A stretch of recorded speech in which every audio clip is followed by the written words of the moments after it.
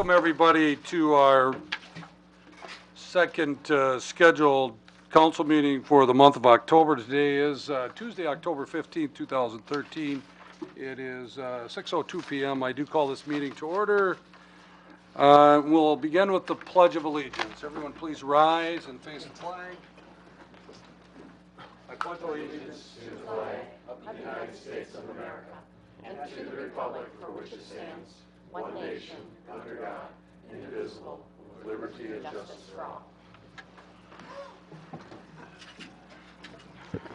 And we'll ask Sandy to read the clerk's open meeting statement for us. This meeting and all other meetings of the Common Council are open to the public. Proper notice has been posted and given to the press in accordance with Wisconsin state statutes, so the citizens may be aware of the time, place, and agenda of this meeting. Thanks, Sandy. And would you take roll also?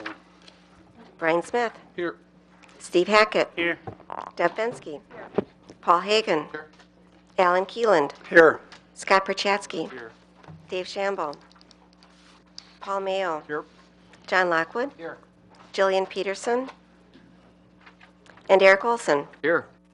8 present. We have a quorum. Thank you. The two individuals that are not here tonight, Mr. Shambo and Ms. Peterson, did call in. They were not able to attend tonight. Okay, you have the consent agenda.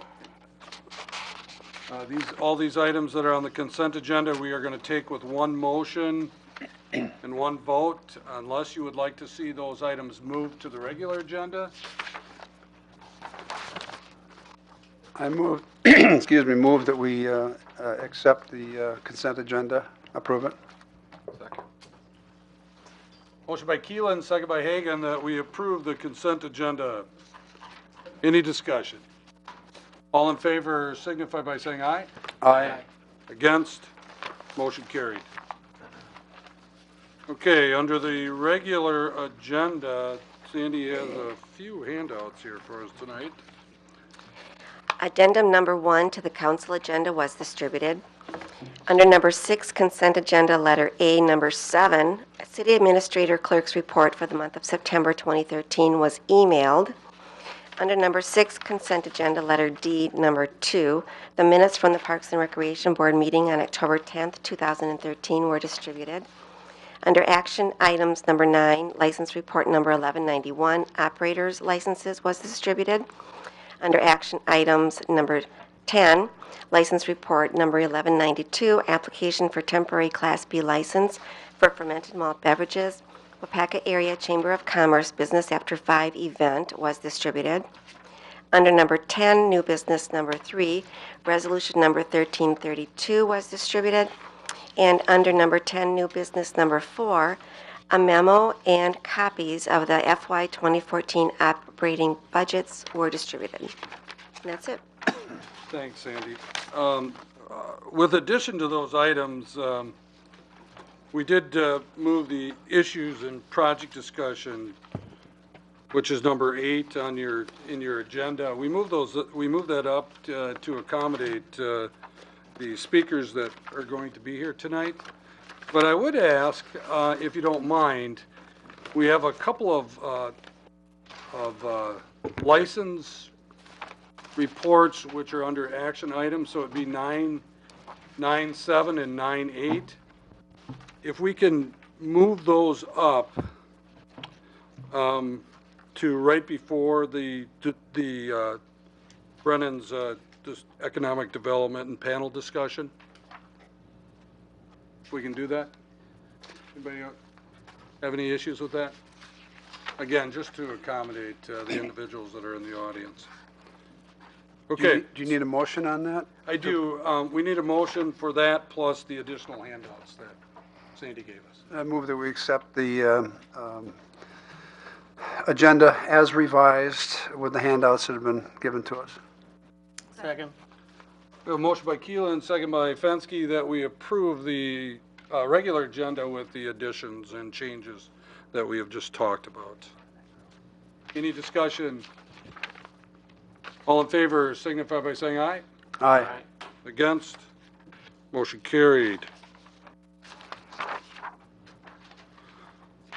Okay, we have, let's see, non-agenda items and announcements. Am I following okay here?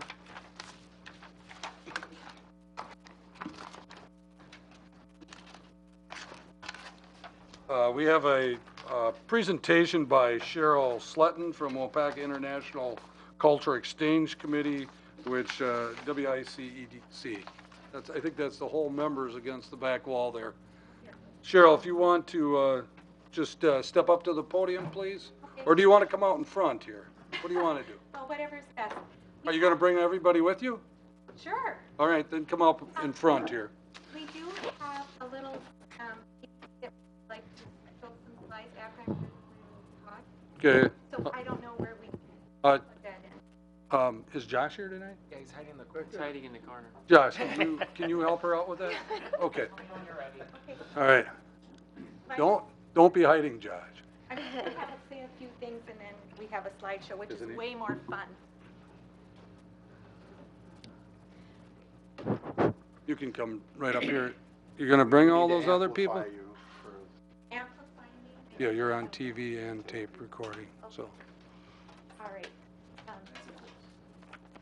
First of all, I would like to say thank you very much for giving us this opportunity to come and speak to you.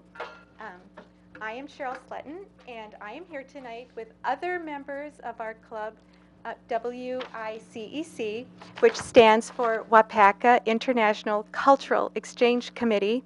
It's a big mouthful, but our aim and our goal is really quite not too big. Our group is Rotary sponsored, and our main goal is to sponsor a student exchange program with our sister city of Mitoyo, Japan. And we are very proud to mention that this is our 17th year of these student exchanges. Every year in late July, we send a group of 7th and 8th graders to Mitoyo for about 10 days, and then we host a group of Mitoyo students in our homes here in Waupaca. These exchanges are such a valuable way for our youth to experience another culture, to make international friends, and to become world travelers. It is interesting to note that a lot of our students go on to become Rotary Exchange students in their junior year in high school. Our group here tonight are this year's travelers. We traveled to Osaka, Kyoto, Hiroshima, and Mitoyo. We experienced Japan in a way that would be the envy of many tourists. We found Japan to be extraordinarily beautiful, the people warm and friendly, their culture to be ancient and modern at the same time. I think our group would all agree that this trip has been a life-changing experience in a very positive way. We are so excited about our club that we would like to share it with everyone and would love to have more families join us. We meet once a month, and our next meeting is this next Monday, October the 21st at 6 p.m., and we meet right here in the City Council chambers. We would now like to show you a brief slideshow of our trip this last summer. Thank you. No, I can't. I'm Give 2 me inches just a short. couple minutes, I can have it ready. I don't have the right software on here to play that. Even with the stick, I'm 2 inches short.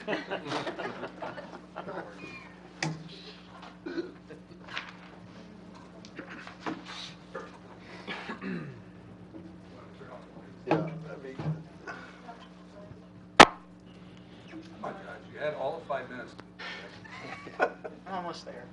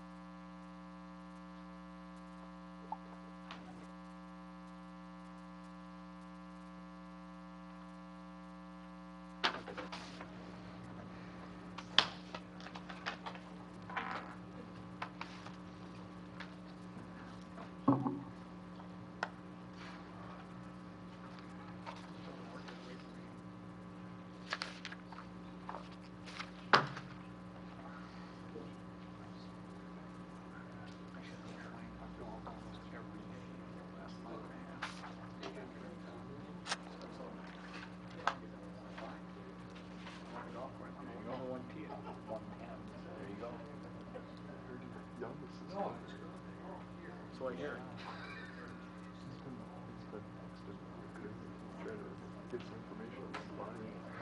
Yeah. I don't mean it that way. They're hoping for June. They haven't said a date, but they're hoping for June of next year. But I don't know if it'll work or not.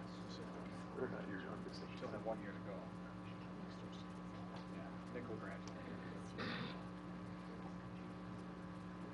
Yeah, still have 1 to go. That's, yeah, it takes a year. That's patience. I know. That's why they're scrambling. I said, well, you might want to give yourself a year and a half, and I'm still. There just aren't that many flights. A couple that there are super expensive.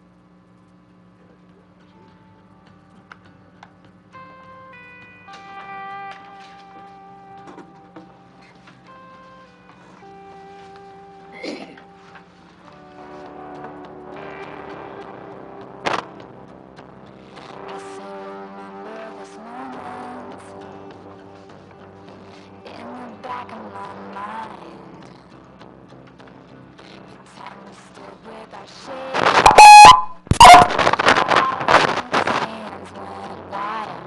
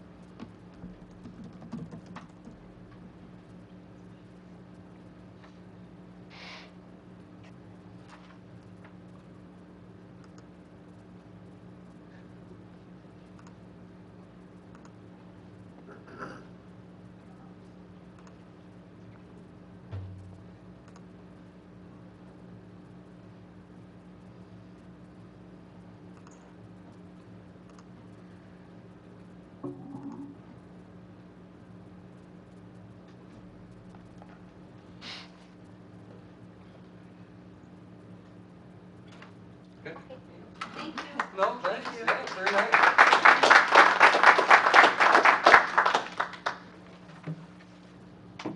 Hopefully this helps to generate more interest for you too. We hope so.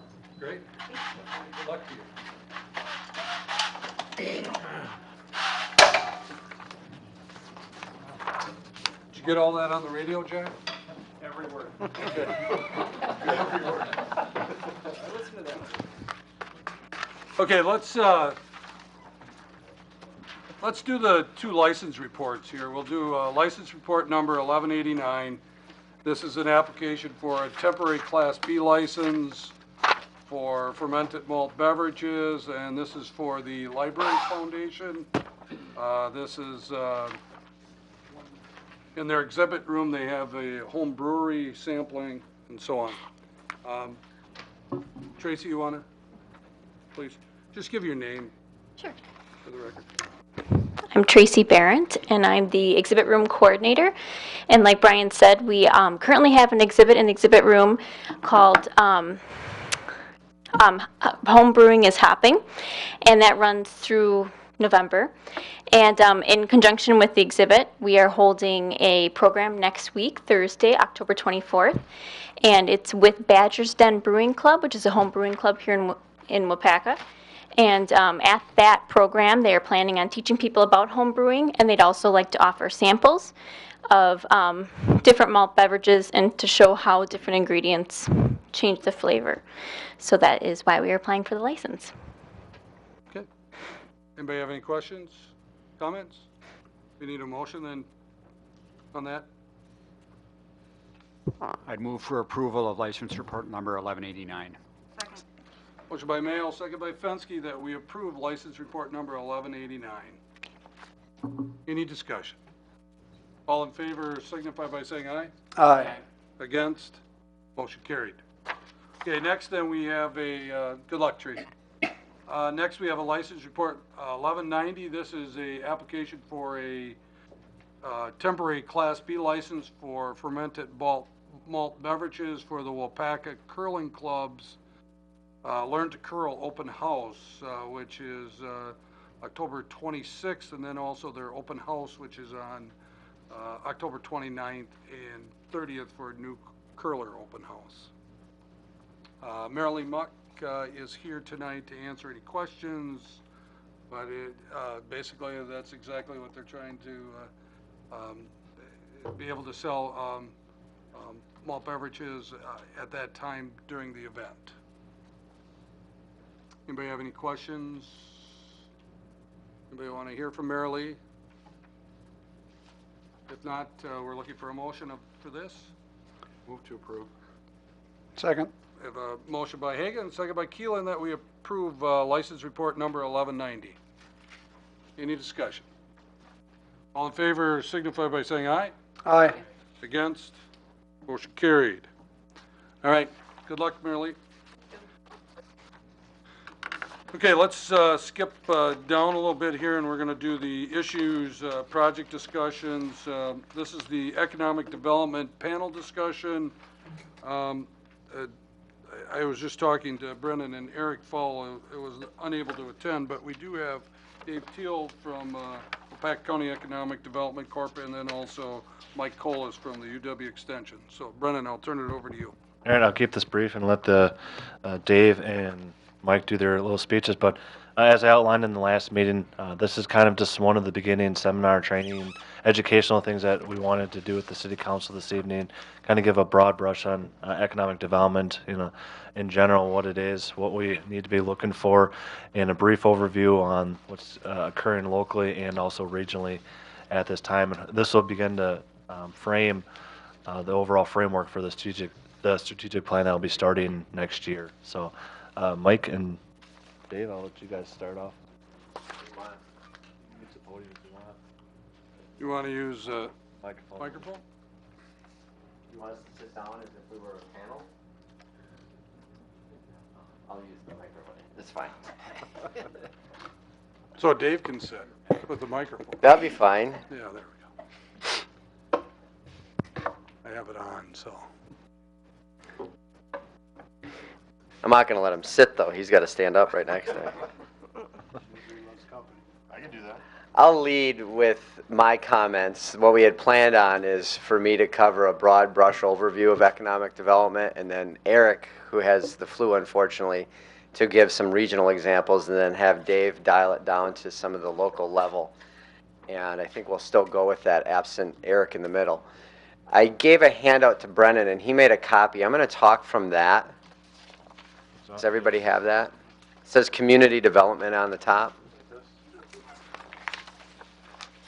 So I want to cover three main points. I really want to talk, first of all, about a definition of community economic development. Then I want to have you consider an economic development paradigm, and then 7 specific economic development strategies. And I will tell you that the information that I'm giving you, I've really taken from the research that was done by Glenn Pulver and Ron Schaefer. Neither of them are with us any longer. They were 2 economists at UW-Madison and UW Extension, really are considered by many to be the fathers of modern community economic development. And Ron was also actually fortunate to work for Ronald Reagan. He was appointed to be the director of Rural Economic Development Institute for Ronald Reagan for most of his first term and part of his second term. So I'll give them all the credit in the world for coming up with some of these ideas. They are not mine. They're based on the research. So first of all, community development. And I drew a big circle around 4 other developments. And the reason I did that is that community development really is a mixture of other pieces that we do in the community. Ecological development, there's some fancy words here, really about conserving, preserving, developing your natural resources to be taken advantage of to develop your community. Social development, best example I can give there is parks, recreation, the stuff that Aaron does. Ethnographic development, that's a $10 word. That's about cultural development, leadership development, quality of life, and then community economic development. The phrase community economic development has that term community in it, even though there's that broader community development, because in the institutions and the researchers' viewpoint, community economic development and economic development, which Dave would call economic development, really are one and the same thing. They're so closely related that good community development is good economic development. I've also drawn lines in between those. The reason I've done that is that these are all interconnected. Failure to address all of these forms of development in an effective fashion really limits your ability to maximize goals in another one of those. So if you're working just on community economic development and you're forgetting about the other 3, you will not be as good as you normally would have been in achieving your community economic development goals.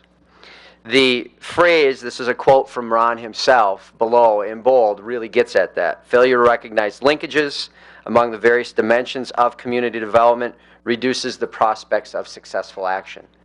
So I'm really trying to, in this definition, get across that these are very much interconnected. Good community development is good economic development, and working on all of them simultaneously, certainly different energy levels applied to them at different points in time, but working on all of them simultaneously is important.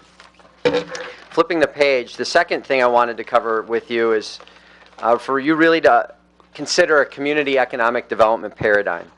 And the first point I want to get across in this paradigm is that economic development does not equal economic growth. And this is something that we typically get wrong in many different arenas, including the way that we measure whether or not the economy is healthy, federally, statewide, etc. Because so often we focus on jobs. Economic growth is about increasing the same thing. So you're growing, but it's really an increase of the status quo. So when an industry grows for nothing that you did as a community, that's economic growth. Okay? Development is a much different concept. It's about strengthening the capacity for you to act as a community, for you to act and take advantage of external shocks, to address external shocks that may be negative.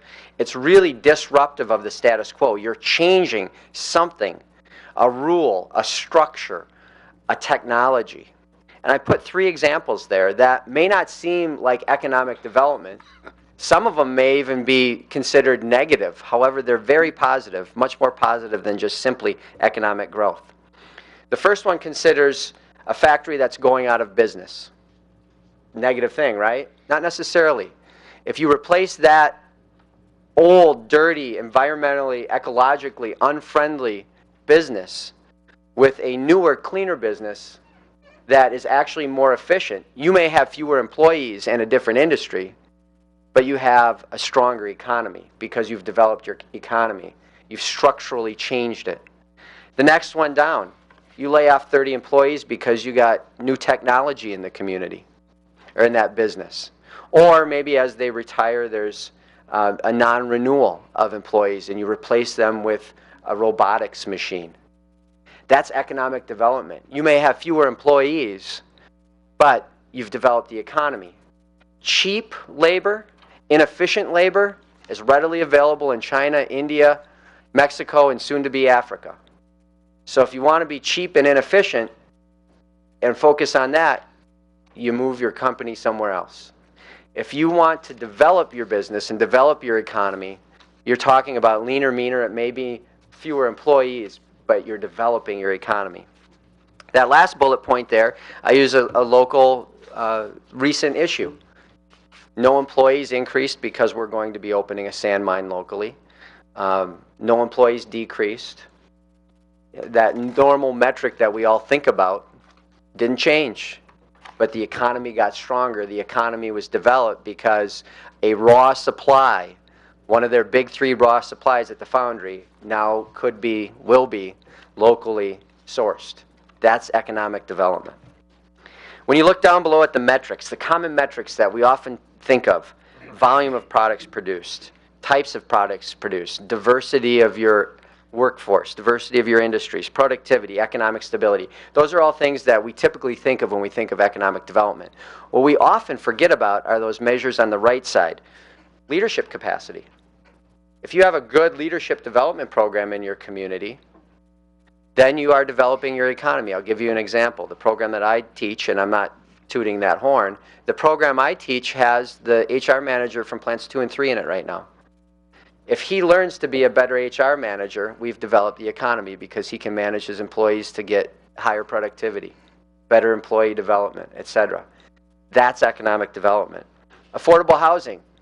You can have all the jobs in the world that are needed by an industry, but if the workers can't afford to live here, good luck filling those jobs.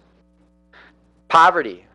If you have a high poverty level and people are they're at work, but they're thinking about what they're going to eat, what their kids are going to wear to school, what they're going to buy to put food on the table, clothes on their backs, they're not focused on work.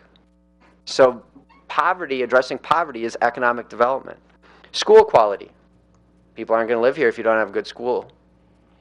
And school also is about developing the skill sets of your current workers. Another quote by Ron. It is more than just attracting a manufacturing plant or adding value to egg production. For example, community economic development could include improvement to local health services. The indirect economic development is that as the community improves its healthcare sector, it improves the quality of the labor force and the quality of life. So economic development is much more than what we often think of economic development. Chasing jobs, it's much bigger than that. Flipping the page to the Schaefer star. This is pretty infamous in the field. Ron came up with this. It has 5 nodes around that star. The space in the middle is the space, the geographic space of the community. Markets, simply supply and demand, stuff that we're all familiar with. Society. This is your local societal pressure that creates norms and principles. Great example from a few years back. This community decided they didn't want a Walmart on the west side. That was a societal norm that was created. They wanted to put it on the east side. Decision making, that's about your ability as a community, inclusive of the council, to develop plans, identify what the symptoms and strategies associated with addressing those symptoms would be, and implementing those strategies. Rules, are your rules conducive to economic development? Resources, land, labor, and capital. Both private capital and public capital. And under public capital, I broke that out because we've seen an interesting phenomenon in the last 2 decades. It's always been financial capital. It's always been capital infrastructure. John is a public works director. He's also into economic development. If you don't have good capital improvement in your community, you're not developing your economy as well as you could be. Social capital, that's always been there. It's increasing in importance because of networks. The one that wasn't there 20 years ago and didn't make the research 20 years ago and didn't make the first edition of the book that Ron and Glenn wrote is amenities.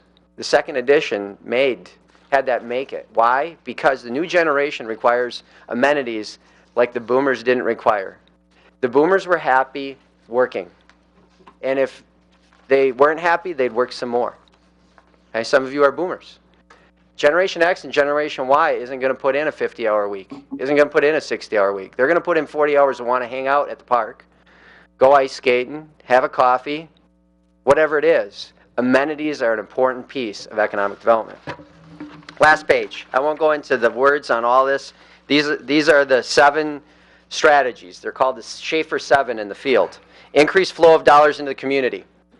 Pretty simple. Business attraction, retention, and expansion to get more money injected into your local economy, get more non-local people spending money here, i.e. tourism, visitors from outside the community. And you can also create a retirement-focused community. Retirees, the baby boomers that love to work, that have a lot of money now, they like to spend that money in retirement. If you're retirement-friendly, that's a source of economic development. Recirculation of money in the community. Once you've got money, keep it here.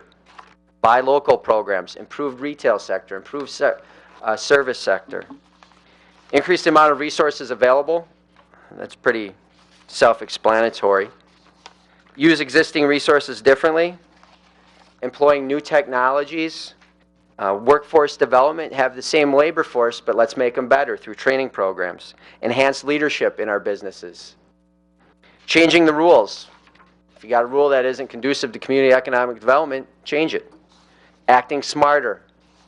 This is what you're hopefully going to lay out in your strategic plan, as Brennan referred to it as. I would say the key part there is to treat the problem, not the symptoms. So often we focus on the symptoms, but not the problem. We often don't think of poverty as an economic development issue. It is. Get lucky. It's the seventh one.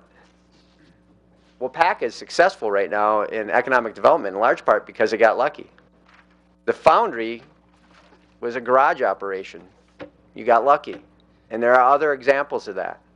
How do you get lucky? You work on the first six, and you set the table for that. So those are my initial comments, and Dave can get into some specific local detail, and then we can take questions. Where I'm going to go is, I think I'll use this instead. Where I'm going to go is just the stuff that Mike pointed out here. There's a lot of work there. And I'm one person. That's what we have dedicated in Waupaca County right now to work on this stuff. So where do I prioritize? Well, I've got 7 other communities, including your community, that are members of the corporation, and then the county as a whole. And I'll give you one short example out of a class that his leadership class. Rick Rechtenwald is the vice president of Walker Forge. And he was there that day presenting with me and Lisa Kuss, who's the administrator in Clintonville. And Rick gets up and says, I don't like government. In fact, I really, really dislike government. He said, but I like these 2 guys. And they're my lawyers to deal with the government. And I got a good chuckle out of that. I think the class did too. I'm not a lawyer, obviously, but I am his liaison.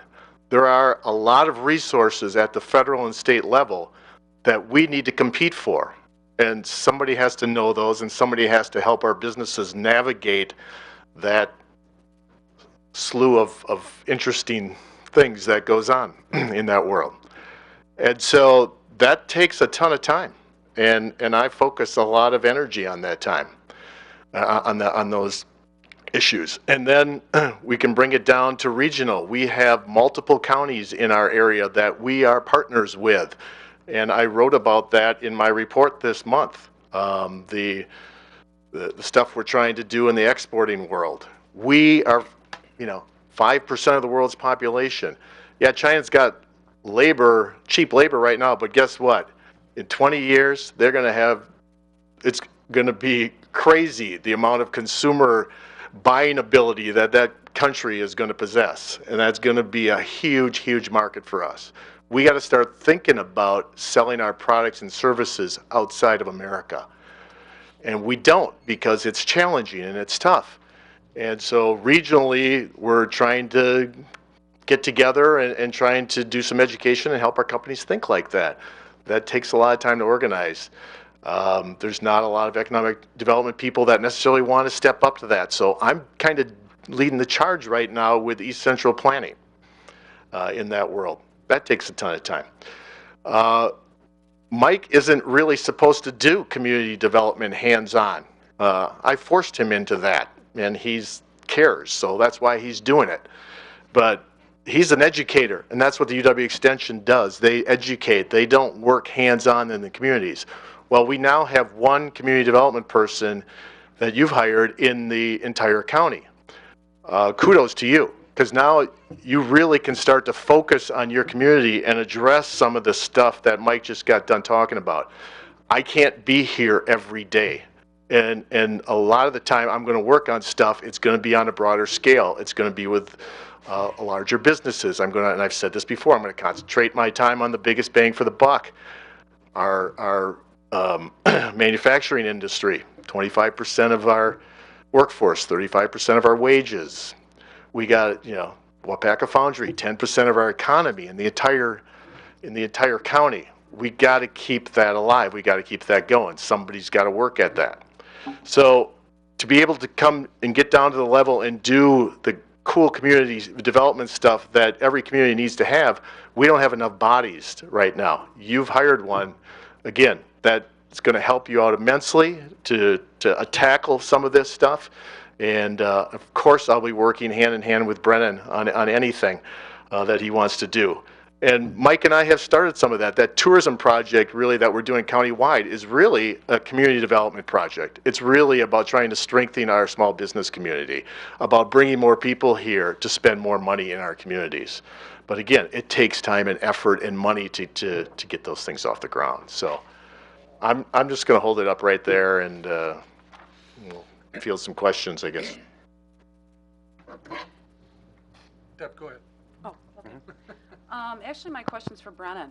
It sounds like Dave has no time for us. So are you prepared to go forward, and are you prepared to answer our questions? It's a panel discussion, so all of us are here this evening to answer any questions that the council has. The intent of this meeting and this panel tonight was really to kind of gain a focus on where the city council is as a whole, as for what do you guys think economic development is and where we need to bring or where we need to focus on for the city of Waupaca. That'll at least give me the framework and idea of what I need to move or what I need to work on, what I need to focus on moving forward. So you're ready for us?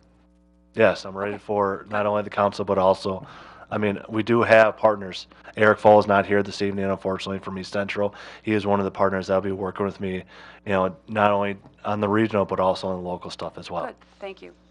Deb, Dave is here tonight, so, I mean, he has time. He's just telling you how much he's spread. Well, I over the realize county. that, yeah, his department is, but I want to know that Brennan is ready for us. That's why we hired him. Good, thank you. Other questions, comments? Where do you see us going next here, Brennan? As a city as a whole, or? Yes. I think there's multiple stages. As I outlined in the last meeting, and a little framework that I provided you guys, there's a lot of components that are needed. And right now, I think there's a lot of more, some internal ones and some more local ones that need to be addressed and focused on. There are some internal issues, and I think Mike and Dave both spoke of it before. Good community development is good economic development. Some of the processes that we have in place here right now, our zoning code that's out of date, it's a hindrance. It's a hindrance to us when I have developers calling me and I have to go to 3 or 4 different sources to try to figure out exactly what design standards I need to follow, what setbacks need to follow. So as for more of the internal process, there's a couple projects immediately that need to get done that I will be focusing on next year. But I think more importantly, some of the projects that we need to be working on are, establishment of a business retention and expansion program, which I'll be working on with Dave and Eric on that, and actually getting into the businesses. From some of the trainings and seminars I've been to already, that is one of the key focuses. And if there was a handout that Eric did provide to you guys this evening, and I think a couple of the points are there is, we as a community need to take stock in what we already have. It will be difficult to land another Waupaca Foundry. But again, we have some existing businesses that are already here. We have existing amenities that are going to attract businesses to expand here or to offshoot from the business that we already have here. So we need to enhance what those amenities are here right now. Our park and recreation, our bike trails, our other amenities within the community, our park shelters, all those things we need to maintain, and that we need to actually brand our communities. That's why we want to attract young professionals and people to actually move here. One of the things that we need to get off of, and I think it was partially addressed when we had the strategic or the planning for public officials meeting, I believe last month, was the competition between communities. Can't have that anymore. We actually need to work together. And the days of Clintonville or New London working against the city of Waupaca to bring in a Walmart, to bring in a Target, nowadays moving forward, we actually need to bridge those gaps and actually work with all communities, because it's going to be more of a regional approach that we need to take. So those partnerships we need to start focusing on, and those agreements and those understandings of actually working together, I don't think are in place right now, and we have to actually focus on those. And then the other one is, again, working on what we already have here and getting into those businesses. And that's one of the things I really want to focus on next year, is actually, having a business community survey and actually, talking with all the presidents and the CEOs and actually understanding what they see as a hindrance to developing within the city of Waupaca, but also expanding or bringing other development here. One of the meetings I went to, I met a individual that spoke from Dubuque, Iowa. They actually have a development corporation. The gentleman goes to over 270 businesses a year and speaks to every single president or CEO of those companies and identifies what the issues are, whether it's the smallest one of a parking meter being only 15 minutes, or the fact that the taxes are too high, or we couldn't provide enough incentive. So I want to understand and focus on those issues for next year. So on that respect, those are some of the things that we will be working on next year. But also, there's other programs that we need to address, and I think, as you will see in the coming years, working on the downtown plan, we have a great amenity in downtown right now. We need to enhance that. We need to actually work with the business owners and potentially create a downtown business improvement district, and be the ability to revitalize that a little bit and work with those business owners, but also on East Gateway as well. We have some of these gems within the community. It's just the background information, doing the needs assessment, identifying properties within the community where we can send out RFPs.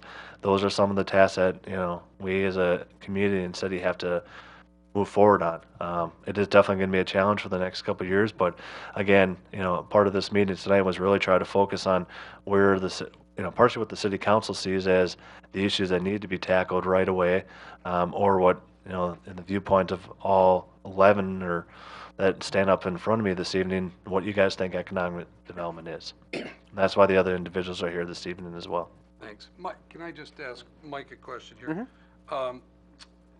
The presentation that you gave tonight, Mike, is very good. It makes you think. I mean, there's a lot of things as we look at this, shop local, that was one that stuck out on me.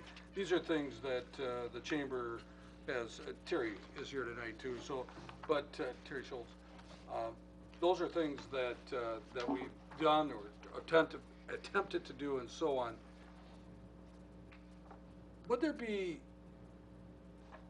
any good in trying to get this out, maybe having some business meetings with some local businessmen and give a similar presentation to this? Doesn't take a whole lot of time, but it would open up a panel discussion. And what are your thoughts on that? Oddly enough, Brian, when I was putting this together and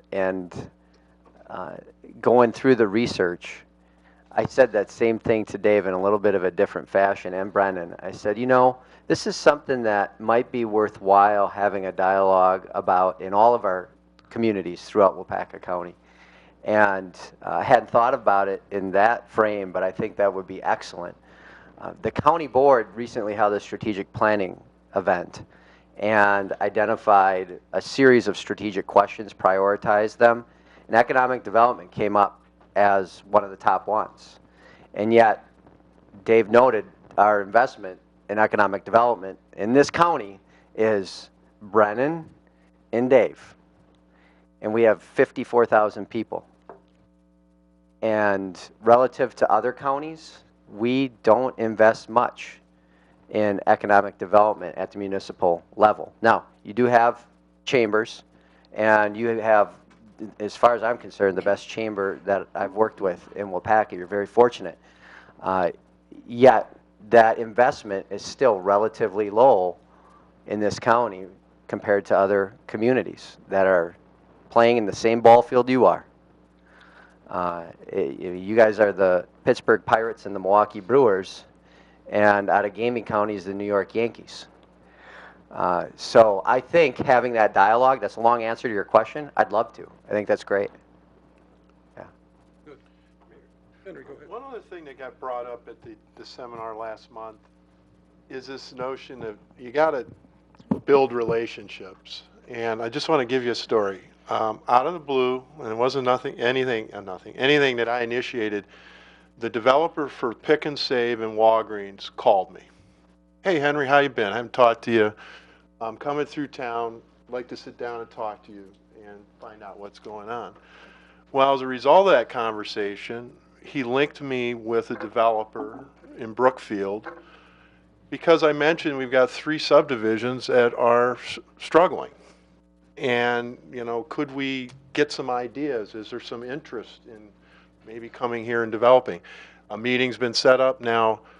It's sort of like when I was in high school and I asked a lot of girls out and I got a lot of no's. This may not go anywhere. Probably all know. And it's a little bit like fishing, you know. You put your, you know, line in and, you know, most of the time you're not going to catch anything. But unless you do that, and we've had no aggressive process the last 3 or 4 years to reach out, touch the people that have been here before. They've worked with us. They know what's here.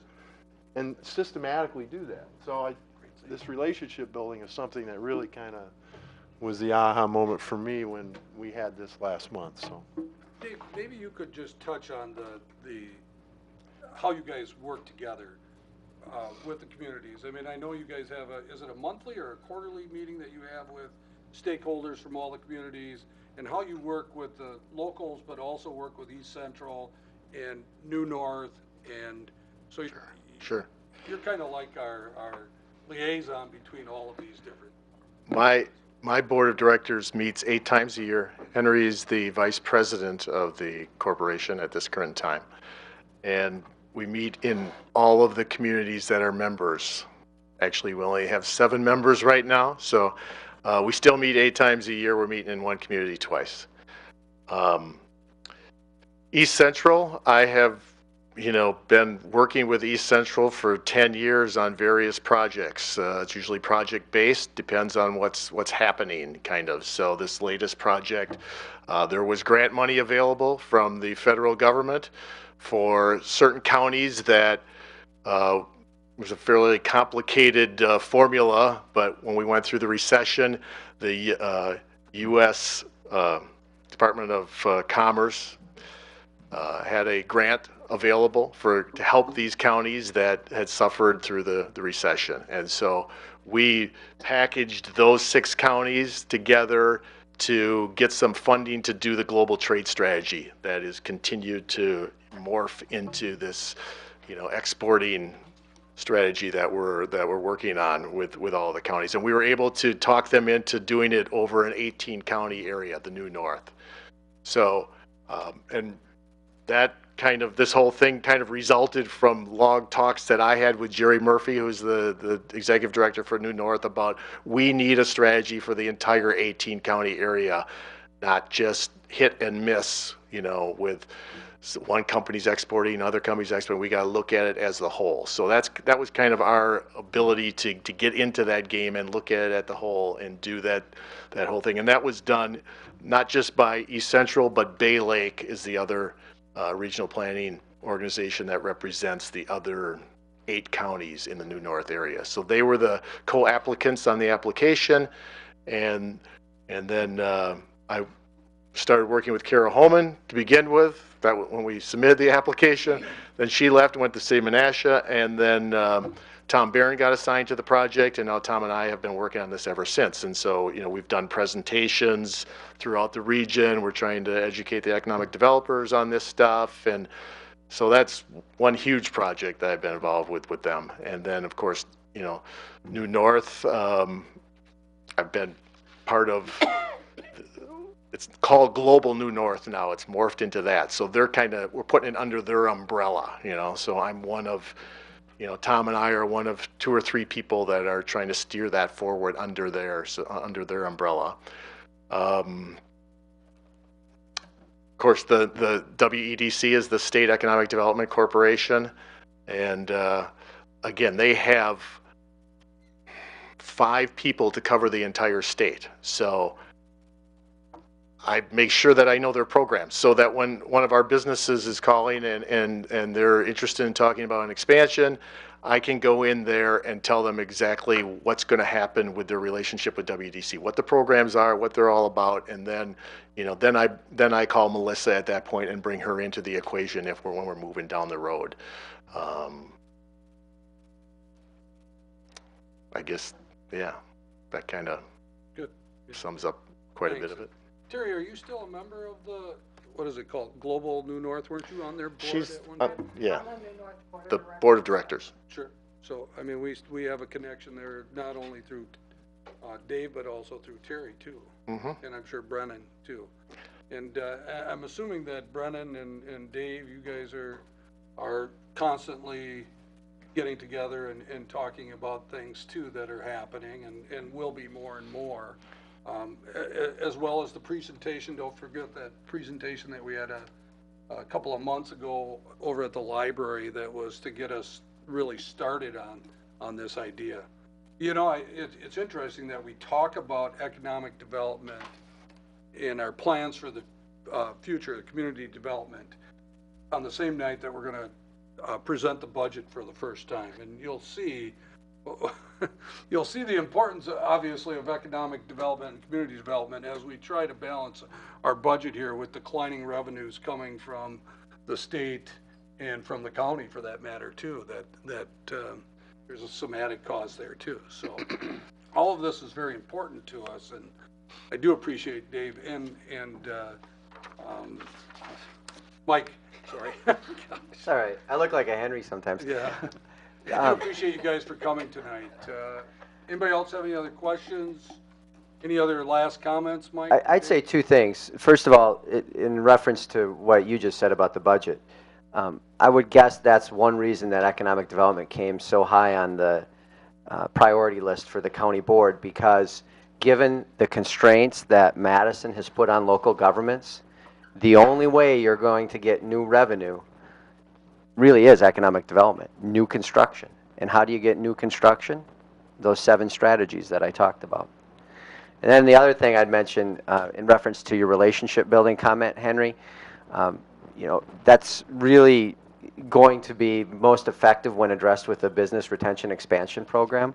At the University of Minnesota, that is their #1 tool that they teach communities based on their research. And they have I don't necessarily like their program, all parts of it. They have a very specific, here's what you do at step 1, 2, 3, 4 to build relationships through that business retention expansion project or process.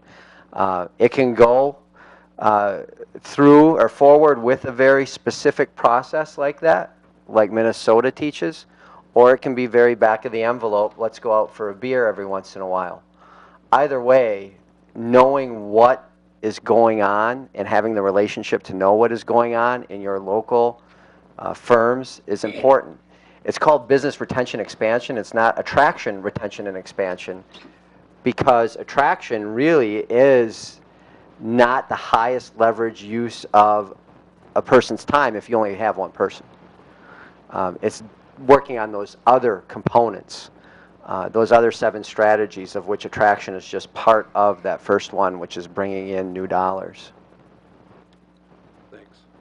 Dave? And I just wanted to say that, Brandon's talking about the business retention expansion, that there's actually a tool out there already that the 18 county group of economic developers, not New North, they're called New Rep, that they've already purchased that with the technical colleges. I guess I didn't mention my relationship with the technical colleges, but I have a relationship with them too, especially on the training area and working with the high schools and the youth apprenticeship program. But there's a tool out there already for us to use, which aggregates the data over the broad region. It helps everybody understand what's going on in the region. So we can use that tool. We don't have to reinvent the wheel. Or we can do a very informal business retention program where we just go in and sit down and find out what's going on. Again, we have both those options available to us, and we'll talk about what's the best one for Waupaca. So Great. I think it's important for us to understand that we brought Brennan on board for a reason. And we knew that there was an importance for that. I mean, we had been using Henry and John and other staff to help us in that area, and they continue to help in that area. But I think what this is all about is to get us excited, council to get excited about economic development, and also a learning experience. I mean, even talking about zoning and regulations that we talked about tonight on how that can adversely or help you to maintain businesses in your community. And we've seen that a number of times in our communities.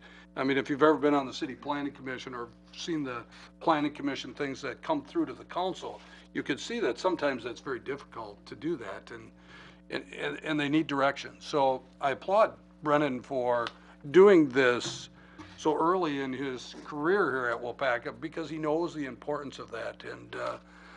And that's why we plan on having a couple of these meetings, I think all the way through February or March, to get up to speed on all of this. So we're not asking council members to go out and knock on the doors, but we are asking you to have a better knowledge of what we're trying to do here, and to get excited about it so that we can get some economic development and some community development in our areas. We've done a lot of that already. There's no doubt about it.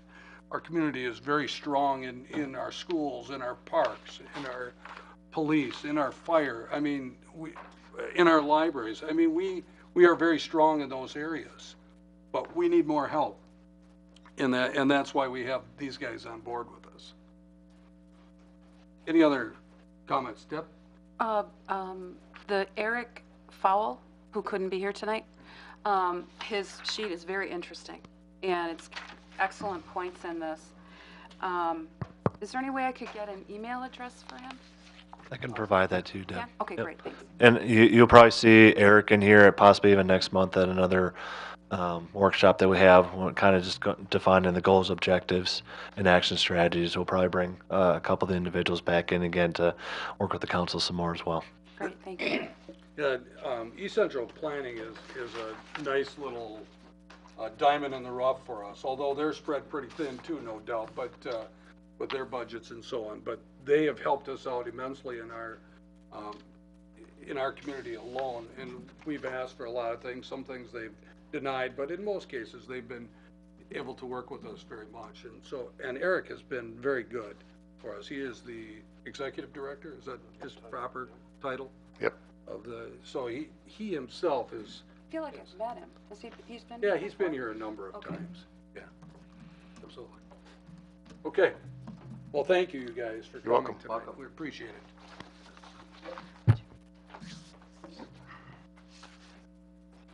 Thanks, Mike.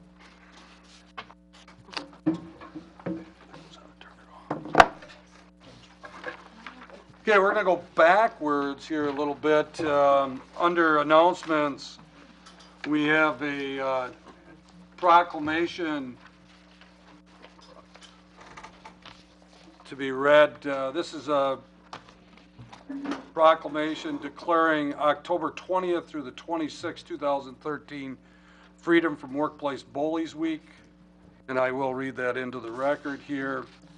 Whereas the city of Waupaca has an interest in promoting the social and economic well-being of its employees and citizens, whereas that well-being depends on the existence of healthy and productive employees working in safe and abuse-free environments, and whereas surveys and studies have documented the stress-related health consequences for individuals caused by exposure to abusive work environments, and whereas abusive work environments can create costly consequences for employers, including reduced productivity, absenteeism, turnover, employee health-related expenses, and if left unchecked, costly litigation. And whereas protection from abusive work environment should apply to every worker and not limited to legally protected class status based on only a race, color, gender, national origin, age, or disability. Therefore, I, Brian Smith, the Mayor of the City of Waupaca, hereby proclaim October 20th through 26th Freedom from Workplace Bullies Week. Okay, so we did read that into the record. You ever tried to read with trifocals? Bifocals was bad enough. All right. Is Uh, this something that's nationwide? Where did we receive that? I think it was from Did I- out Yeah, of it's state, in the wasn't it? packet. It was not a I foundation. know, I read an that, oil- but, okay.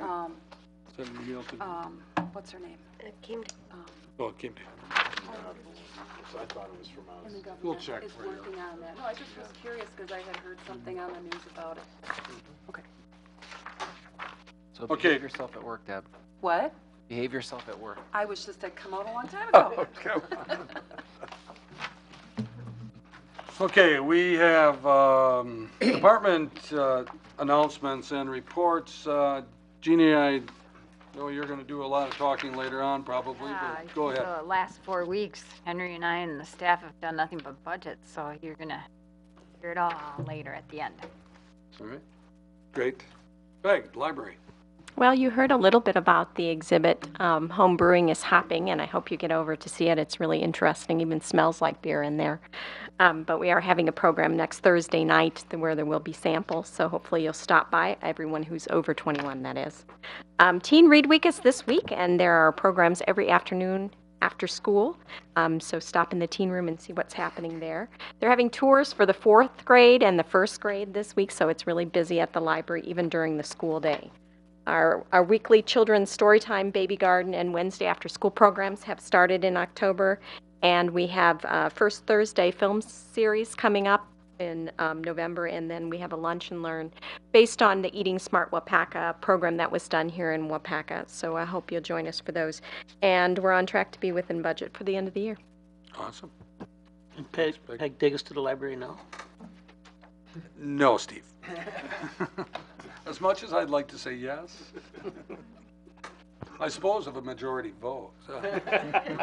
Thank you. Peg, anybody have any questions of Peg's or comments besides Steve's? If not, let's move on to Brennan, Development Director. Again? All right. A couple of issues on the economic development. Working with East Central, the last couple of months they've been preparing an update to their comprehensive economic development strategy for the region. It's called SEDS. There was several projects that were included in there that the city identified for potential for the next couple of years. So those were included within that strategy. I believe that's to be adopted later this year. I will be attending a third seminar training for my economic development certification next week, actually. So I'll be out of the office for a couple days attending real estate development and reuse training. Project updates. Last week at the Planning Commission, we approved the expansion plans for Midwest Air Supply. Mr. McKay is going to be building a 60 by 200 foot addition onto his building. That'll be the first phase, and then he will be adding a 36 by 36 office as his second phase. Upwards of, I think, about 3 to 6 new jobs that'll be included with this addition. So definitely that was one of the challenging projects a little bit, working on trying to figure out exactly what standards to utilize. But overall, the applicant is happy with this building and his proposal is moving forward with that yet this year. Schmidt Boat Lifts and Docks is moving pretty quickly. The foundations and the slabs are currently already in, and you'll start seeing walls built relatively soon off of Highway 10. That project is still on track to be done early next year. Several of us internally are still working on East Gateway, some interest that's out there currently. So more updates to come on that in the future. And earlier what we discussed with the strategic plan, I just wanted to note that although we may not see global initiatives starting next year, my job will be focused on a lot of more of the smaller internal ones and smaller projects that will have a greater benefit in a streamlined process long term. So just want to get that out to the council that, again, we may not be seeing these big picture ideas next year, but there's going to be a lot of smaller projects and smaller work that's going to be undertaken to get us to that next step. Great. Thanks, Brennan. Any comments, questions of Brennan? All right, let's move on to John Edelbeck. Okay, we're working on some wrap up on our billing and assessments on the State Street project that turned out very well this year. Public Works facility, we've been doing some work on that, as the council's aware. A Digest Recover project is ongoing. It was a very challenging project for everyone, but I think it turned out very well, and we're trying to wrap that project up now. Eastgate Sewer, Runway Drive Sewer Project, that contract has been awarded and will be a late fall construction period. South Park Shelter, as you're aware, we're waiting for some DNR approvals to begin the water main and storm sewer work, which our crews will perform. You can see the materials on site already ready to go. The 2014 road program engineering services has been awarded to Case Singh and Associates, and they'll begin survey work out there shortly. Public Works budget work has been taking place in the last month within our department so that we can get to the point we're at now. We have other projects coming up, some lift station work, numerous other items on page, I believe, 38 of your packet here. So, street division, we're at 76%. We're at 75% of the budget right now, so street division is at 76. Water division is at 74. And our sewer division is at 54% right now. Okay. Any comments, questions of John? Thank you. Aaron? Parks and Rec. Thanks, Mayor. In September 21st, we had our Fall-O-Rama event. That was run by the Friends of Waupaca Parks, and it turned out to be, in my opinion, a very successful first-time event. We estimated over 1,000 people walking through the event that day in the park. We want to give a thanks to the fire department, FFA, and over 25 volunteers that helped out that day. In total, we still have some bills that are not in yet, but we made somewhere between $3,000 and $4,000 for the Friends of the Park on that day. So we're excited to have a meeting to kind of iron out some of the things that we feel we can change to improve it, and we will start planning for next year. South Park, quick update on that. If you've noticed, not much has happened the last week. We were preliminary. We have the preliminary award for Phase 2, and during the Phase 2 award, we got red flagged as an archaeological site, and that is something that the DNR and the State Historical Society worked together on. It just so happened that they must have missed it in Phase 1. When they did find that out, they immediately red flagged us and kind of halted all of our work out there, and we can't really break ground until some certain things happen. So what we had to do was we got into contact with some people out of Milwaukee, UW Milwaukee. They came and did a study last Thursday and found nothing, which is a big plus. We are now waiting on a consent letter that they will hopefully fast track here to us. I expected it by now, but it has not come yet. And then we can speak with the DNR on that, and hopefully we can get the green light as soon as we get that letter. As far as the South Park playground goes, we will have an RFP completed this week. We have gone around and got input from some classes, about, I think it was 6 classes we got input from at the WLC, and that was an interesting process, but it was a lot of fun. We're gonna have to up our budget for that now too. No. So, but yeah, so that'll be done this weekend, and we're looking forward to seeing those come back. Quick update on the sled hill at South Park. I don't think we've talked about that in a while. We did have a meeting with Swan Park. We did have a meeting with Dan Sherman from Beneficial Reuse Management. We are right on track. They're set to be done hauling at the end of June of this coming year. In July and August, we'll finish the grades for the ice rink and the parking lot / basketball court area, and then September, October, work on the lighting out there. So we have some things to decide as far as the ice rink and basketball courts, and some things to fine tune, but they look right on with their budget. So I think that'll be a great project that that came about for free for us, basically. So. We did start the needs assessment process for our 5-year plan. We had our first meeting last night with the youth basketball board, and Mike Colas, who was here earlier, and Connie Aubert are both helping us facilitate those. And for the first one, I thought we got some great input, some things that I didn't expect, which is really what I was looking for. I'm excited to have the next 29 to 31 meetings. So, and then I just want to give a quick update on the gymnasium floor. In the Augie Austin gym, I do expect some estimates, regardless of what happens with the capital budget here. I did want some estimates for that floor because, in my opinion, something needs to be done. And that is coming from basement floors out of Appleton this week, and we are also getting one out of Stalker Floors in New London. There's a couple different options there, so we can get into that later. But that is all I have. All right, thanks. Aaron, comments, questions? Mayor, I just want to, on the South Park project, we are having a pre-construction meeting next week. I'm not sure if the council is fully aware, but there's going to be a dual management role on that project, so I'll be handling all the internal paperwork here for that project, and then Roger Hanson will be handling all the organization out in the field. So it'll be a team approach, but again, following up on Aaron, we do hope to be able to start that project within the next couple of weeks here. So if there are any questions throughout the project, can certainly ask me as well. Sounds great. Thanks, Brent. Okay, Chief Koch. Thanks, Mayor. My monthly summary report is in the packet, which you can see is primarily informational.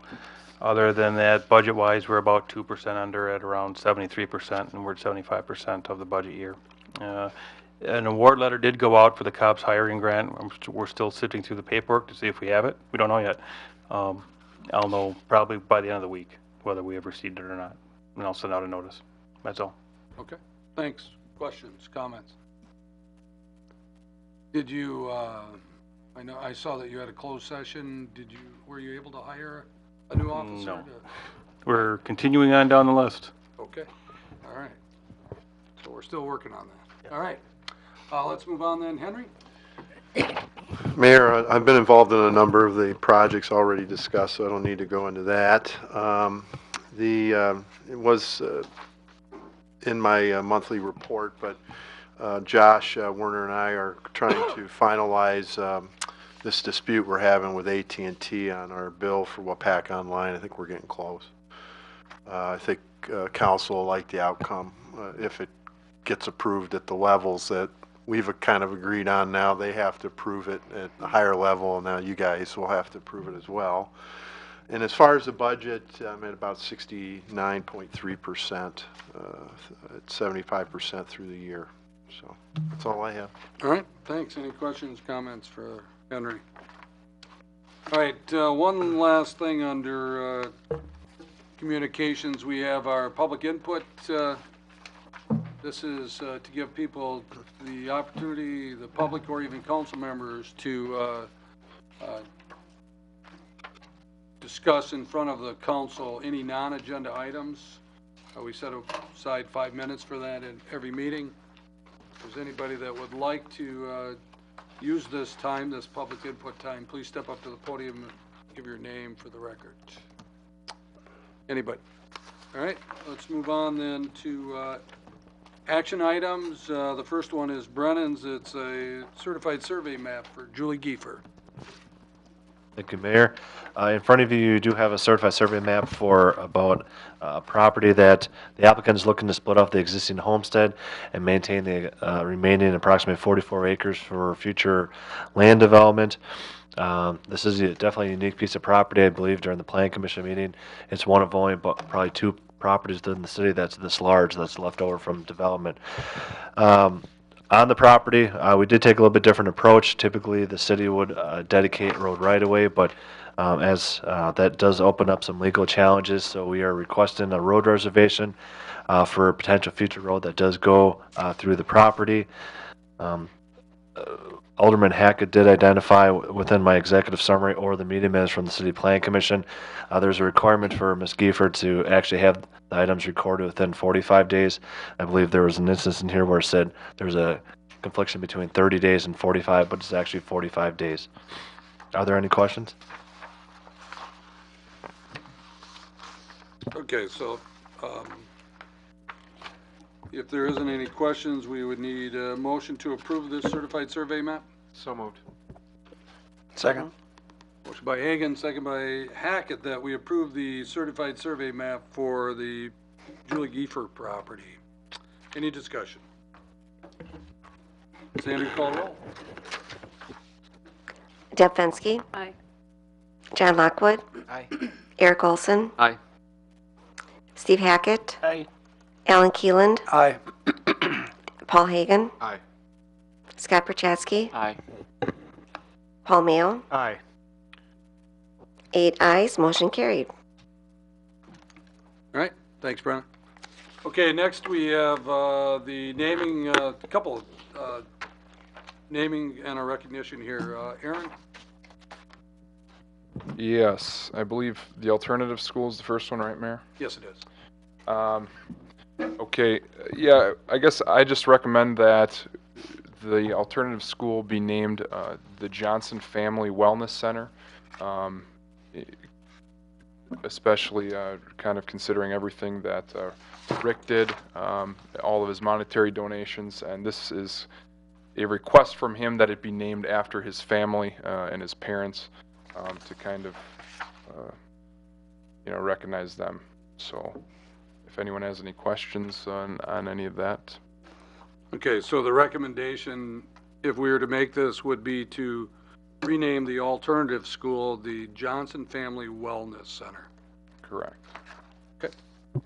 I would so move. Second.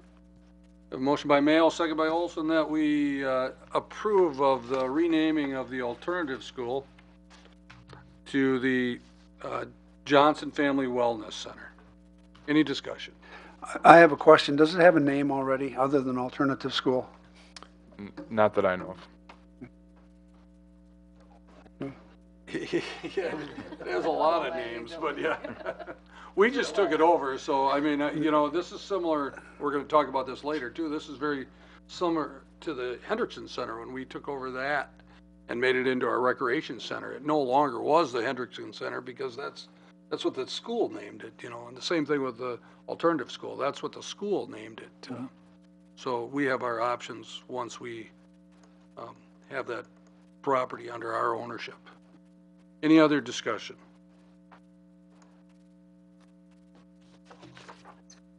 Oh, all in favor signify by saying aye.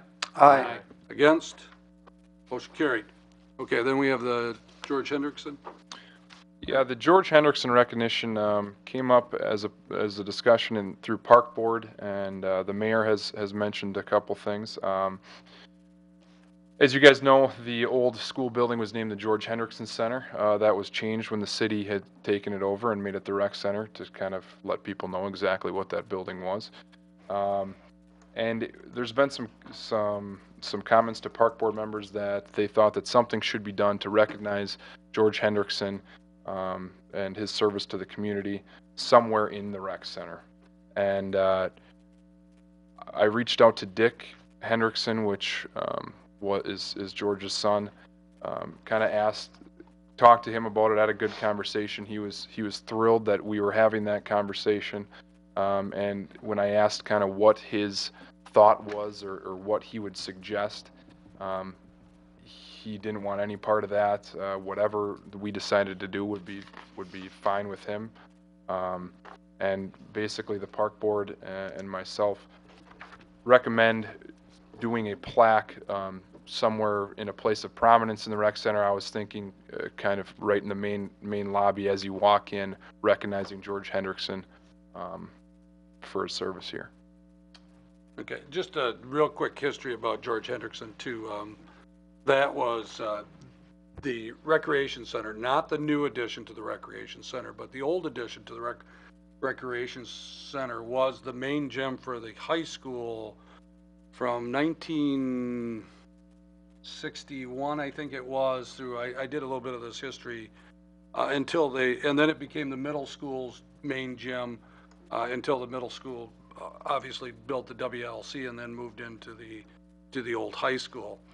And George Hendrickson was a superintendent at that time when the addition, the gym part and the offices were added on to that added on to that school that is no longer, that three-story school that is no longer there. There was some contentious on whether we actually needed that at that time, and George worked very hard to get that facility for us. Interestingly enough, we were using the old Armory gym before that, and if you people remember the size of that Armory gym, and varies from what the Augie Austin gym is now. I mean, and even the Augie Austin gym compared to now the high school gym, I mean, the size differences that we've gone through over that period of time. So, Mr. Hendrickson has done many other things in this community too over the years, but that's a little bit of a history on this building itself.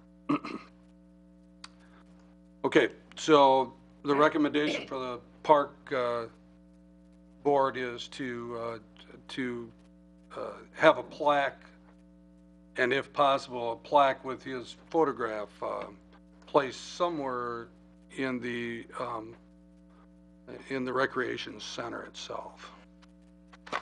So we'd be looking for a motion. I would make that motion. Second. We have a motion by Hagan, second by Prochatsky, that we approve of the placing of a plaque of George Hendrickson in the recreation center. Any discussion? All in favor signify by saying aye. Aye. Against? Motion carried. Thank you, Aaron. Okay, we have, this is John, 2013-2018 cropping agreement for groundwater protection between the city of Waupaca and Larry Lang. Okay, this is on page 166 of your packet. This is a continuation of an agreement that we've had with Larry in the past. We have agreements with other property owners similar to this, and we're looking to extend this agreement out to another 5-year agreement. It summarizes, again, some of the aspects that we work with these property owners to reduce the amount of nitrogen fertilizer that goes into the ground, which is in our wellhead recharge area. And then that nitrate turns into, nitrogen turns into nitrates in our drinking water, which are regulated on by the DNR. So we've worked successfully with these property owners in incentivizing them monetarily. This is funded out of our water utility then. And we would need action on this tonight. Just send this to Larry for a signature. If we agree to this, how many times have we had this contract with Larry over the years? Do you remember? I would say it's been probably 12 years or somewhere in that vicinity. Okay, great. We're looking for a motion then. Anybody? I'd move for approval. Second. Thanks. A motion by Fensky, second by Hagan, that we enter into a cropping agreement with Larry Lang. This would be a 5-year agreement for groundwater protection. Any discussion? I have one question, John. Was the requirement for the manure hauling always in there, or is that new? Yeah, it's a continuation of previous agreement. Okay. And he does haul it outside of the watershed area. Steve has a question. John, I don't disagree with this agreement a bit, but is this an increase in dollars or is it just a rollover? No, this was increased a few years ago, but this is a continuation of his current agreement. Okay. Any other question? Okay, if not, Sandy will call the roll. Paul Mayo, Aye. Eric Olson, Aye. Scott Prochatsky, Aye. Alan Keeland, Aye. John Lockwood, Aye. Deb Fensky, Aye. Steve Hackett, Aye. and Paul Hagan. Aye. 8 ayes, motion carried. Okay, on page 168 of your packet is an application for what's called MSILT, which is a DOT a grant program. And this is the old LRIP. Well, we probably heard of the term LRIP. We just utilized 2 LRIP grants for the Bailey Street this year. So this application with submittal will be considered in November, and there's a group of municipal representative, which I'll be one on that panel, reviewing the applications and divvying up some $40,000 or $50,000 within the county that's available. This would be for, you can see, cities and villages with populations of less than 20,000. So whatever cities and villages in the county that do submit will be reviewed by that panel and then recommended to the county highway commissioner for funding. This is for the Hillcrest. I'm submitting this application for the Hillcrest Drive project. I don't know the actual dollar amount because we have not designed the project yet. We obviously are just beginning that. And I'm asking for not to exceed 50% of the eligible costs. I don't think I'll be successful in securing that amount of money for this project, knowing the volume that's available in the county, but can't hurt to ask. So we would need support for this application that I'll bring forth to the county for consideration.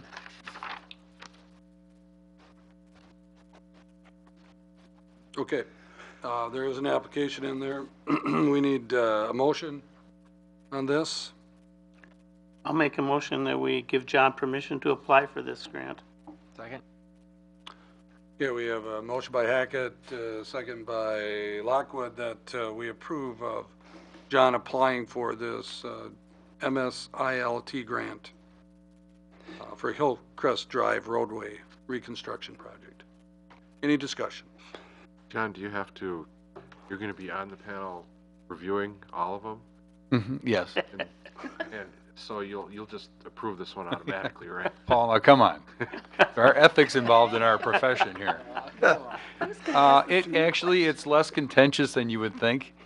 We look at previous awards through previous years and who's applied, and the projects all have merit, you know. So yeah, we've been pretty successful in this program, but I have been on the committee every 2 years. So no, it's again, we look at previous fund distribution and we try to be fair with that. John, do you have any idea, a ballpark estimate of the cost of the project? Well, I'm estimating 90,000 again. I mean, it depends on whether we pulverize the pavement, whether we completely re-excavate.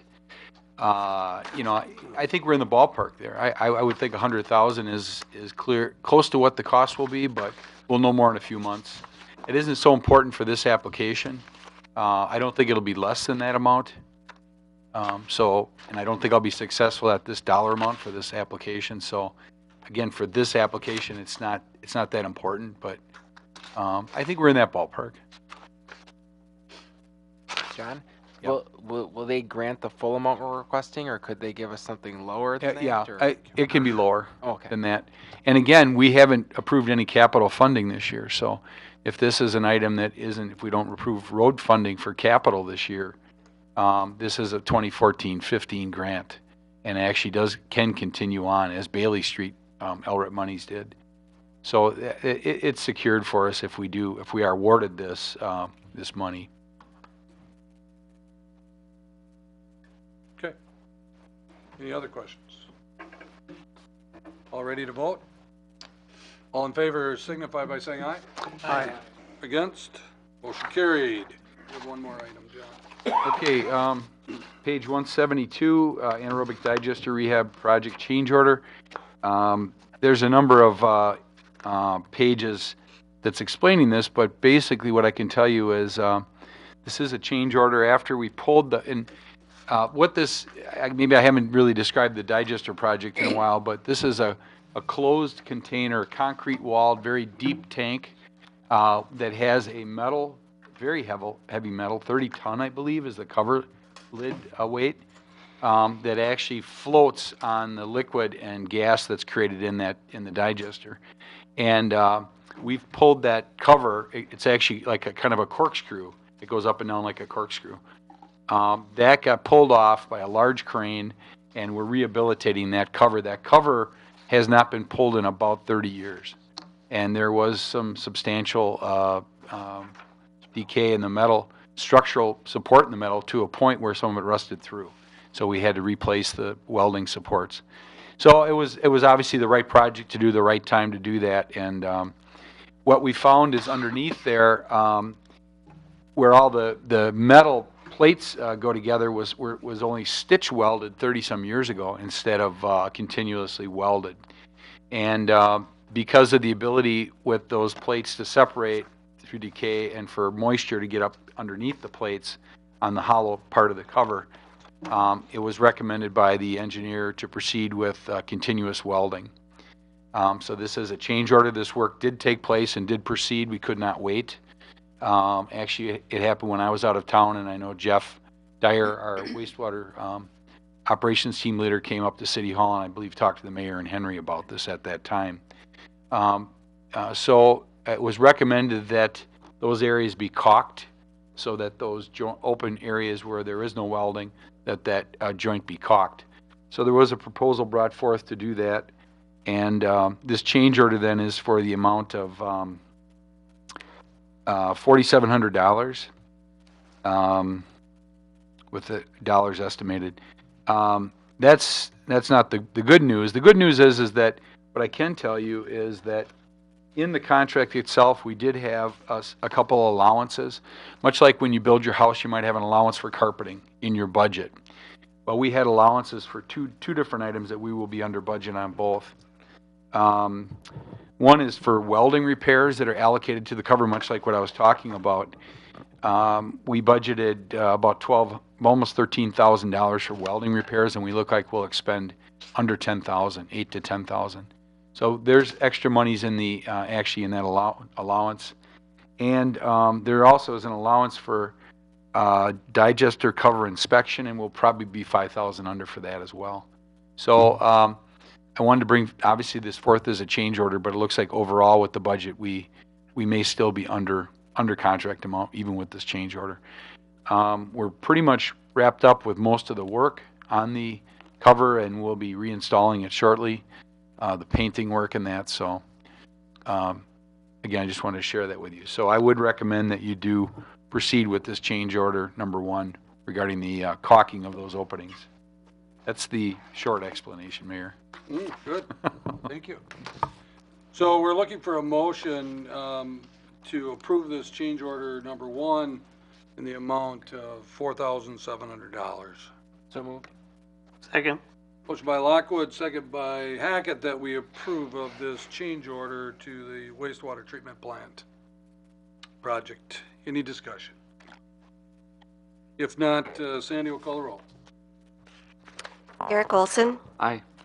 Steve Hackett, Aye. Paul Hagan, Aye. Paul Mayo, Aye. Scott Perchatsky, Aye. John Lockwood, Aye. Alan Keeland, Aye. and Deb Fensky. Aye. 8 ayes, motion carried. Okay, thanks, John. We're on to, remember 7 and 8 under the action items we already took care of earlier in the meeting. We have new business. We have to set a couple of public hearings. One is for the vacating a portion of Old County Trunk K and Shadow Road. And then we also have to have a public hearing on the vacation of the public right-of-way and grant an access easement on Western Avenue. So we need public hearings for both of those. And I'm assuming we're... John Hurt. John? Yes, these resolutions are to be recommended for public hearing, and you can set the public hearing not less than 40 days out. So you'd be looking at that first meeting in December if you're going to do it on a council meeting day. Okay. So we are looking at December 3rd? Right. Okay. And that gives plenty of time to publish in the paper, to give notices to the Department of Transportation and the property owners, so that'll work out good. Okay. Mayor, I can explain these real briefly, so Good. if there's an interest. On the Old County Highway K, I appreciate Attorney Hart's support on this. We've been working on this for a couple of years now, actually. These are actually old right-of-ways that are under city jurisdiction. There is pavement on these roads. The Old County Highway K that's shown there is actually barricaded off, blocked off, but it's a road we don't plow that. And then Old Shadow Road that goes to the due south there's a private driveway on that currently, and it deals with an issue of snow removal and plowing. And we actually go down that drive now into that property owner. It looks just like a driveway, and plow that. So in working with the adjacent property owners and Attorney Hart, We're recommending vacation of that. We'll be creating a cul-de-sac on the end of Shadow Road, which is uncurbed road. It'll just be some asphalt work. And that Shadow Road will return to the appropriate property owner and following state law, and act as a driveway, and the old County Highway K will return to just part of the adjacent property and will no longer be a public right-of-way. The Bowlby Lane, Western Avenue vacation is being recommended also by the city. It's a piece of property that's found on 186 in your packet, and this is a piece of property that's directly north of O'Reilly Auto, and it looks like a portion of, like, as you go into Bowlby, that section of road with curb there. The city owns both of those portions. We cut the grass, we snow blow it, plow it in the winter. We have to shoo vehicles off of it overnight. People put collection containers for clothing on it. We're trying to enforce all our ordinances on it as well. And in talking to the adjacent O'Reilly and the adjacent mall owner, we're recommending vacation and easement and cross easement be provided, and this will no longer be city property. They can utilize it to park on it, and really will clean up that area from our perspective. So again, both are supported by staff and initiated by staff. Okay. So if we're looking at December 3rd, if we do the Old County Trunk K and Shadow Road at 5:50 before the council meeting on that date, and then do the second one, which is on Western, just off of Western Avenue at 5:55 p.m. We okay with that? So if we could get a motion to approve having both these public hearings on December 3rd, one at 5:50 and one at 5:55. So moved. Second. Motion by Keelan, second by Lockwood, that we approve of those two public hearings. Any discussion? All in favor signify by saying aye. Aye. Against? Motion carried. Okay, next, under new business, we have this resolution number 1332, and I'm going to turn it over to Henry.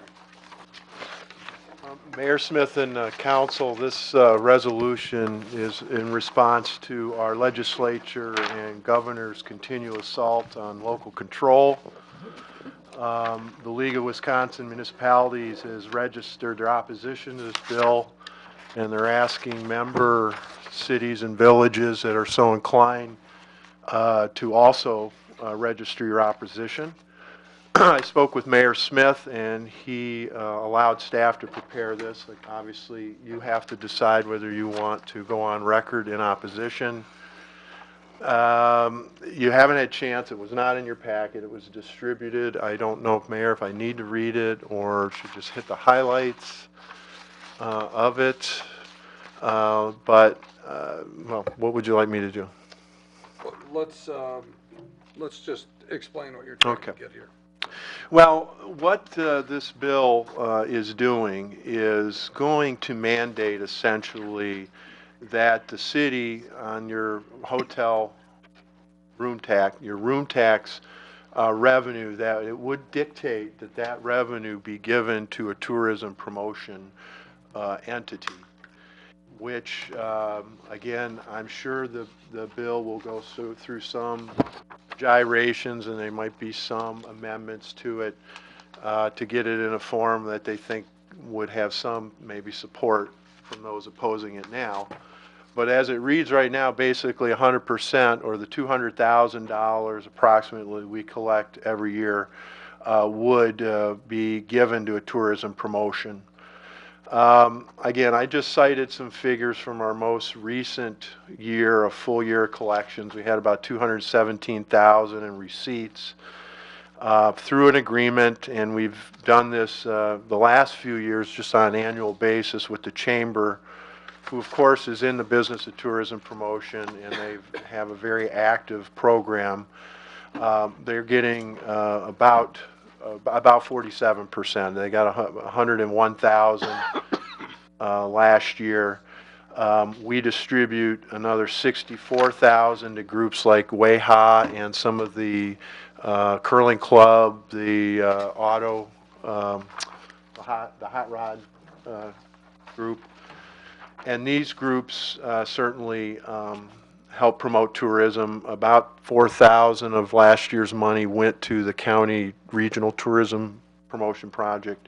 And then we have kept, we kept 51,000, or about 24% of that last year's funding. And if you remember, we have been keeping an additional $20,000 just to kind of plug a hole in our budget. And again, I think it was council's intention not to make that a long-term scenario, but unfortunately, we keep getting revenue cuts. We're losing, 60,000 plus in shared revenue from the state of Wisconsin this year. So in the last, since '09, I believe we've lost over 400,000 of revenue, shared revenue, and that's a big number for our budgets. So that's sort of the framework. Some of the rationale for doing it, it takes away local control and would put that money in the hands of people that aren't directly accountable to taxpayers. It's not questioning their motives. They're there to promote tourism, but they aren't elected officials that make decisions on where that money's spent. The city has given a lot of this money to tourism promotion through the years already. And also, there's this sense that what we do in the city does not somehow create an environment to encourage tourism. And we heard earlier today, safe streets, nice parks. The money you spend on these general services does promote tourism, and for some reason that's kind of falling on deaf ears with our state legislators. And then finally, I mentioned in here the loss of revenue that we've experienced in the last 5 years. That our ability to, while you don't want to do it necessarily, be able to keep a little extra revenue to help plug our budget holes would be taken totally away from you as the legislation is written right now. Again, I can't tell you if it's going to go to the floor soon. It might get voted down, or they'll offer up amendments, and the bill could look different than it does now. But to be timely, this was drafted and brought forward for your consideration. So if it is adopted, we can get it to the elected leaders in Madison. Comments? Anybody? This was introduced by Representative Peterson, among others, and it's co-sponsored by Senator Olson, among others, which kind of annoys me for sure. It's been referred to the Committee on Tourism, and I don't know when they're going to be holding hearings on that. So They did hold a hearing on that, right? Yeah. I was looking at Terry Schultz because she's here, but yeah, they did hold a hearing. Okay. I'm not sure who that was in front of. Okay. So yeah, I'm not sure where it's going from there either. I tried to find some more information today too, but I couldn't find anything looking through that. I'm supportive of it. Two minor changes. Their names are spelled wrong in the last paragraph. Olson and Peterson. Oh, right. Ian. Okay. But they both have E's in rather than O's. Thank you. Thanks. Okay. Anybody else? Any comments? Otherwise, we'd be looking for a motion on this resolution. I'd move to approve it. Second. A motion by Keelan, second by Hackett, that we approve of resolution number 1332, 2013, which will be sent to all our local state legislators. Any discussion? If not, Sandy will call the roll. Paul Hagan, Aye. Scott Perchatsky, Aye. Eric Wilson, Aye. Paul Mayo, Aye. Deb Fensky, Aye. Alan Keeland, Aye. Steve Hackett, Aye. and John Lockwood. Aye. 8 ayes, motion carried. Okay, next we have, these were, Mayor, I'm sorry, I think we forgot our addendum. Right here. Sorry.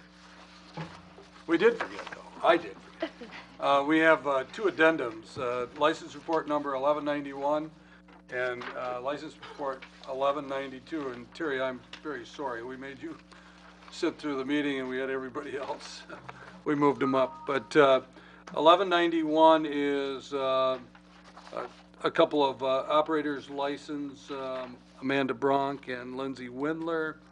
Of course, these are pending background checks and chief's approval and payment of any fines owed to the city. And then we have the license report number 1192, which is for the Waupaca Area Chamber of Commerce. They're having a business after 5, and that's at Park Vista, is that right? At Park Vista. Okay. There was a little bit of urgency on that. I think that's next Tuesday, as a matter of fact, isn't it? So we want to make sure that we get that taken care of, so they're in compliance. Can we do both at the same time? We sure can. I move for approval of license report numbers 1191 and 1192. Second. Motion by Fensky, second by Lockwood, that we approve of license report number 1191 and 1192. Any discussion? All in favor signify by saying aye. Aye. Against? Motion carried. And we are to the next part, which is dealing with the fiscal year 2014 operating budgets, which include the general fund, water fund, sewer fund, and the Waupaca Online Net Fund. But I'm going to ask for a 7-minute and 25-second recess. He timed that. It's like calling the hunt. Well, All right, over 10 years. we are back in session, and we are under new business, item number 4, which is dealing with the 2014 operating budgets. And let me set this up just real quickly here. Department heads have brought forward a budget for you tonight. They did present it to me last Thursday at the mayor/department heads meeting that we have. There were some changes that were made at that meeting, but basically the budget itself is a request that came directly from the department heads. Henry, you want to start? Yeah, but again, I'm probably going to have to lean on Gene a little bit. Probably your pink sheet's a good place to start that you got today. Sort of hard. Yeah, mine's not pink. But no, it's okay. The budget is balanced, and I'm just focusing on all tax supported funds at this time. And we're going to talk later about our utility funds, water, sewer, and online. But all our tax supported funds, we are balanced. The tax rate is unchanged. It's at $9.90 per $1,000 evaluation. This would be our 4th budget in a row without a tax rate increase. In the initial draft, as the mayor mentioned, we had a deficit of about $470,000 identified from the original submissions by the department heads, and then the effects of the other budgets. And how we're proposing to close that, or did close it, was to add $140,000 for land sales. We typically put some in for land sales, $100,000, and it was not in the initial draft of the budget that we presented to the mayor. Now, through our brainstorming, Aaron did identify a small commercial lot right off of Cover Bridge subdivision. He did reach out to Dave, and Dave thought the value was somewhere between $20,000 and $30,000. So we would propose to declare that surplus and, move to sell that. Now, that doesn't mean we will, but we didn't want to lose track that that is a possible revenue item.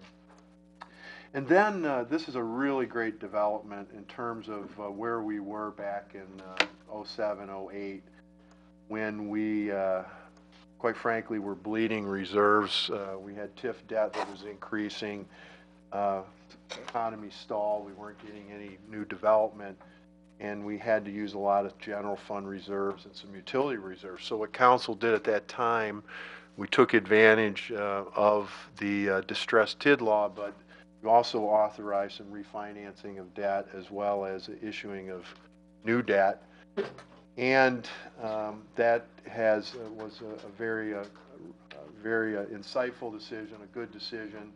What's also occurring is as other taxing jurisdictions have raised their levy over the years or raised their taxes, that actually brings in some more revenue into the TIF funds, if you will. And we've actually have our increment coming in every year that's actually paying more and more of the debt that's outstanding tied to those TIFs. So we don't have to tax for the full amount. And this year, we wouldn't need to tax for about $313,000 to meet our debt obligations related to our TIDs. And I will go through a couple sheets that Gene put together, which sort of shows how that's working. So again, we identified really just in two items, the 470 to close that deficit. And then finally, every year our payments are going down on expenditure restraint, but if we keep our expenses in the general fund within a certain amount, then we qualify for a state shared payment from the state called expenditure restraint. We get it following year. So the budget does qualify for that. Yeah, Henry, let me just touch on the TIF, the reduction in the taxes that we will be charging to pay off TIF debt there. We looked at a couple things I want to make sure that we understand. Number one, we're taxing $313,000 less than what we did in 2013. We are still having to use tax dollars to help make the payments in the TIFs, but we're getting closer. We're getting closer to where the TIFs will be able to be self-sufficient. We also looked at so this is 2014 that we were able to budget $313,000 less in tax dollars. Now, we did look at 2015 too, because we didn't want to be sitting out there with this being $313,000 short when we talk about next year's budget at this time. And actually in 2015, there'll be another reduction of about $400,000. So we're okay looking forward to the 2015 too. It doesn't continue to decline like that every year, and there are a couple of years that it actually increases a little bit too if you're to look out a ways, but those are quite a ways out and not for us to look at that time. But again, I just wanted to make sure you understood that part of it.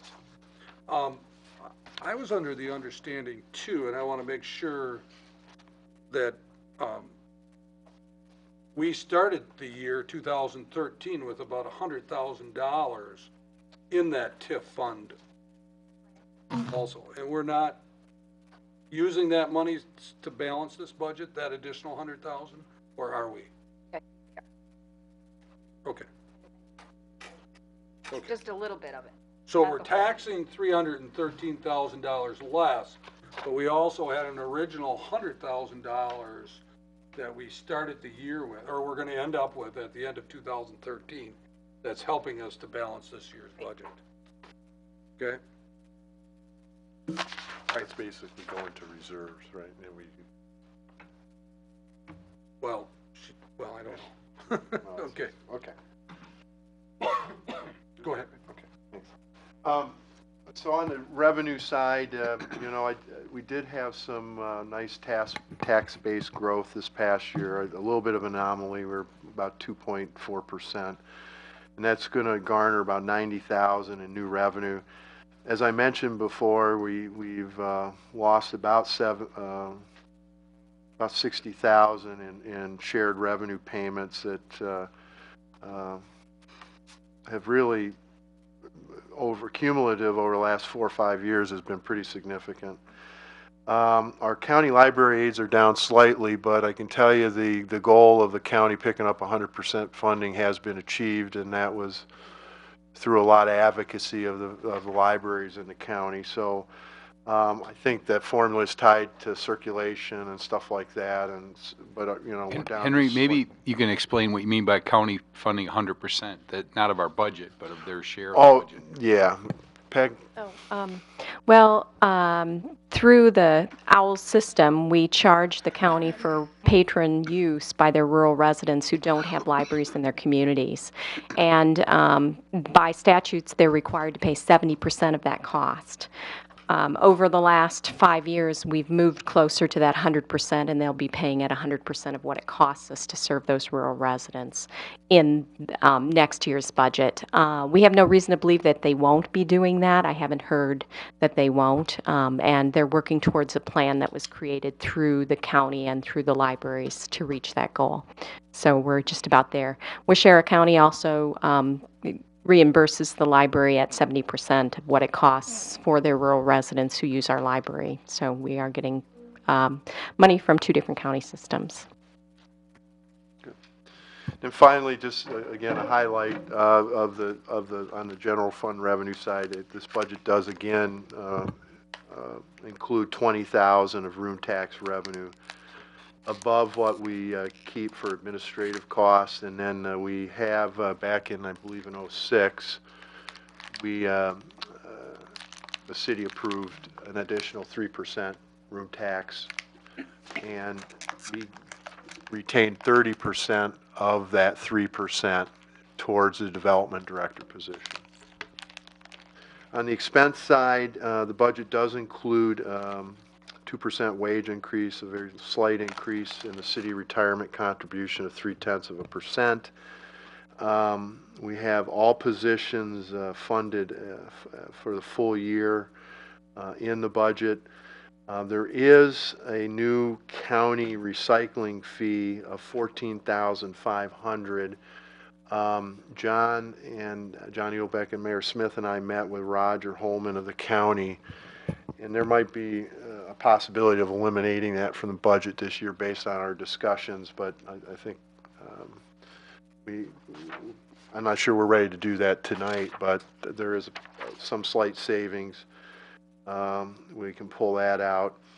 And then under the council's budget, there is a placeholder of $20,000. It is based on some very rough budget numbers I was given by some professional consultants. But the $20,000 would be earmarked for job classification and salary benefit analysis. Why is this being proposed? Post Act 10, we have a number of public works positions which really don't have a classification or any salary ranges for those positions. If you remember, we had a council action a few months ago where an employee obtained a certification. In the labor agreements, it was real clear if they got that certification, they would get that additional rate of pay. A classification study could get at that and have a more defined way of doing that. Our current classification study's 10 plus years old. We need some new job descriptions. The job descriptions are dated. And then if we proceed with this, one thing that's really hampered these studies before Act 10 was that we could only use public sector comparables. So you're comparing other cities which have like wages and benefits, but the new law does allow us now to really look at our local private positions, and that is, I think, a lot truer picture of the real market that we have here that our employees are working in.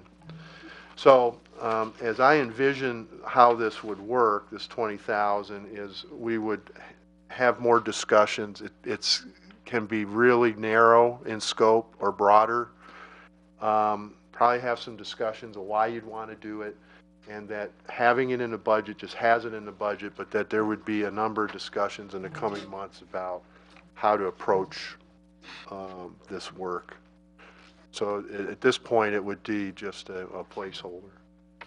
I only wanted to hit the real high points on this. You have more detail in your packet. Maybe you've heard enough of me talking. I don't know, Mayor, Council, what level of detail you want us to go over a couple. I mean, the summary sheet's probably important with the tax-supported funds. The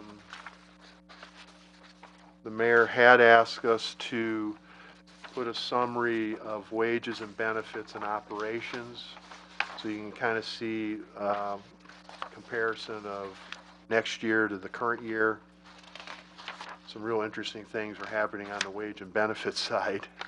It only went up $8,000, and I think a lot of that was due to the chief's department when you're bringing in newer officers or at a lower pay grade. That was, I think we're pretty, and this includes the 2% wage increase as well. So the net impact to the budget for wages and benefits just $8,000.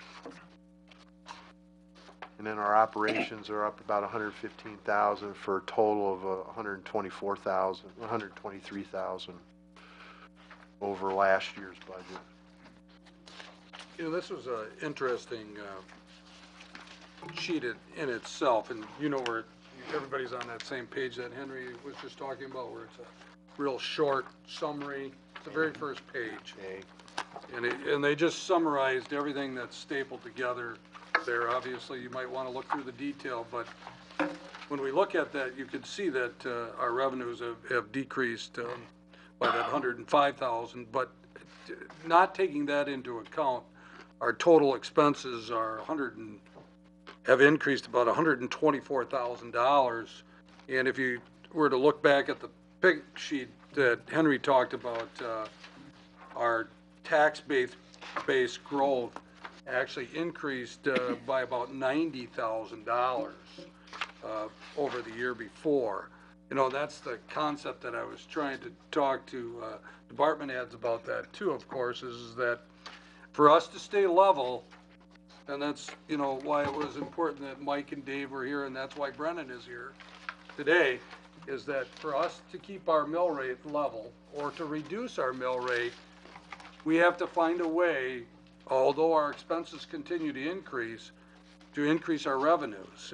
And we should not be overspending based on what we have. So basically our revenues went up $90,000, but our expenses went up $124,000, okay? And the concept, of course, here is that our mill rate would normally have to go up if we didn't have other ways of being able to make sure that we could keep it level. But that's not going to always be the case. So again, we need to tie our budgets in the future to our growth. Hopefully the state has finally hit rock bottom on the amount of monies that they decide to continue to take from us, and that we won't see a decrease in the future. I mean, that's a big thing that hit us hard again this year. But with that out of the formula, again, you know, I just think it's very important that we understand that we're not going to be able to increase our budget expenses unless our revenues increase to that same amount. And I don't think we want to see our mill rate go up unless we have, you know, unless there's something that we just can't avoid. But I mean, I just don't see that happening. Paul? By comparison, the Waupaca County is looking at about a 2.9% increase. So, I mean, it's definitely a difference between us and that other government entity. Right. Right. I mean, it's worth comparing. You know, and we've had that discussion too, you know, on this, and we'll be going through this more too, but we've had this discussion at the department heads level and with other, I've had this with other members of council too, you know, where other taxing authorities are increasing their taxes. We get our tax bill, it goes up, you know, and the last 4 years, it hasn't been us. It's been the school district or the county, or it's been Fox Valley Tech, you know, and we don't get thank you for doing that. And I agree, we don't get thank you, but I sleep better knowing that we've worked very hard to keep our budget level. And that's important to us too. Hopefully we can convince the other authorities that they should be doing the same thing. Mayor, if I could comment, the summary sheet that you were referring to, that first page, Mm-hmm. you know, what we've budgeted, according to what I can tell here, is we've got $24,000 in capital in this budget right now, and those are $12,000 maintenance items specific to the School Street property and the Parks building. Correct. Yeah. So there is no capital in here. I mean, this budget, you talk about a balanced budget, there's zero capital. There's no road work going to be done under this budget. So I know that's something we talked about as a staff, and I think that we need to be very clear in that we didn't budget capital monies in our operating accounts, so that if we do decide to do any road work or any other type of capital, it's a borrow or something. I don't know. I mean, with this proposal, there's nothing in there for capital. Well, there is some in there for capital, but there's not the normal things. Well, there's $24,000. Well, I mean, the chief has in there the purchase of a new vehicle. He has that in his budget. Yeah, that's in his There are smaller items that we do have in capital. I'm sorry, if I could, we've worked those back into operations, correct. Okay, but your point is well taken. We need to discuss a capital plan. There's no doubt about it. It might include the public works facility. If it's going to be done that soon, it might not, but either way we look at it, we do have some capital requirements that we need to look at, and we might have to feather those in somehow, or maybe we could start making the payments in 2014, which would adjust our budget a little bit here, or we would maybe put those payments off, although we receive the loan money, if we decide to borrow money to do capital into starting in 2015. Again, you know, looking at how that affects the mill rate by doing that. Thanks, John, for that comment.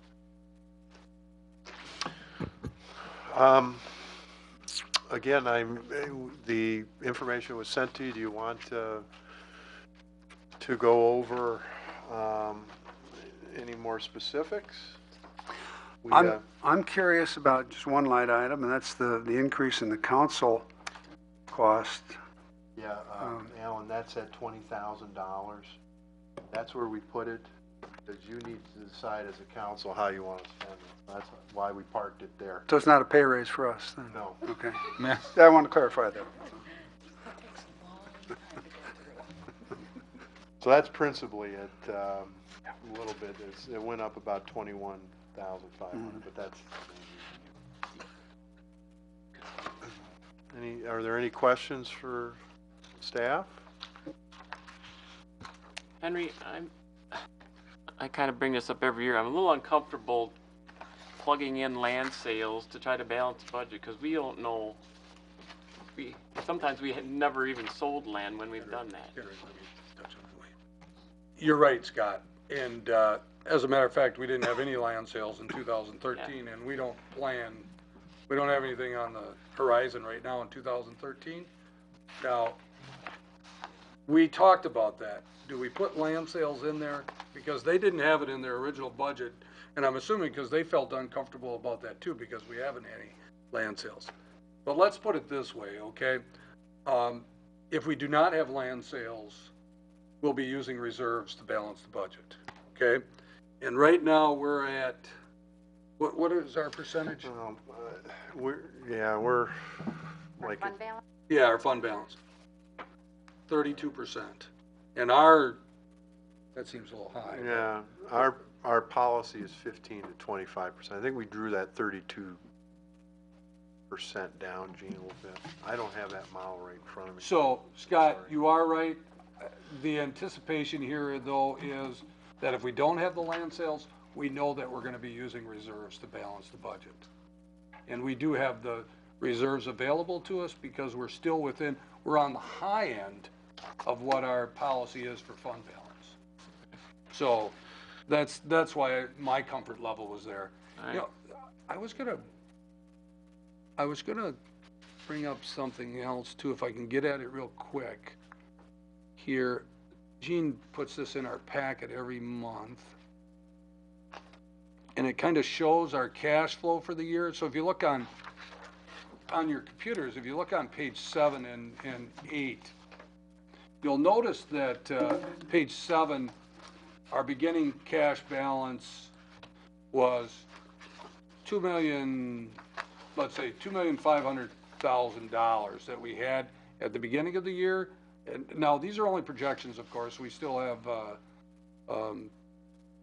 2.5 months left, but the projected cash balance at the end of the year is going to be about $2,495,000. So that's a difference of about $30,000 in fund balance that we have.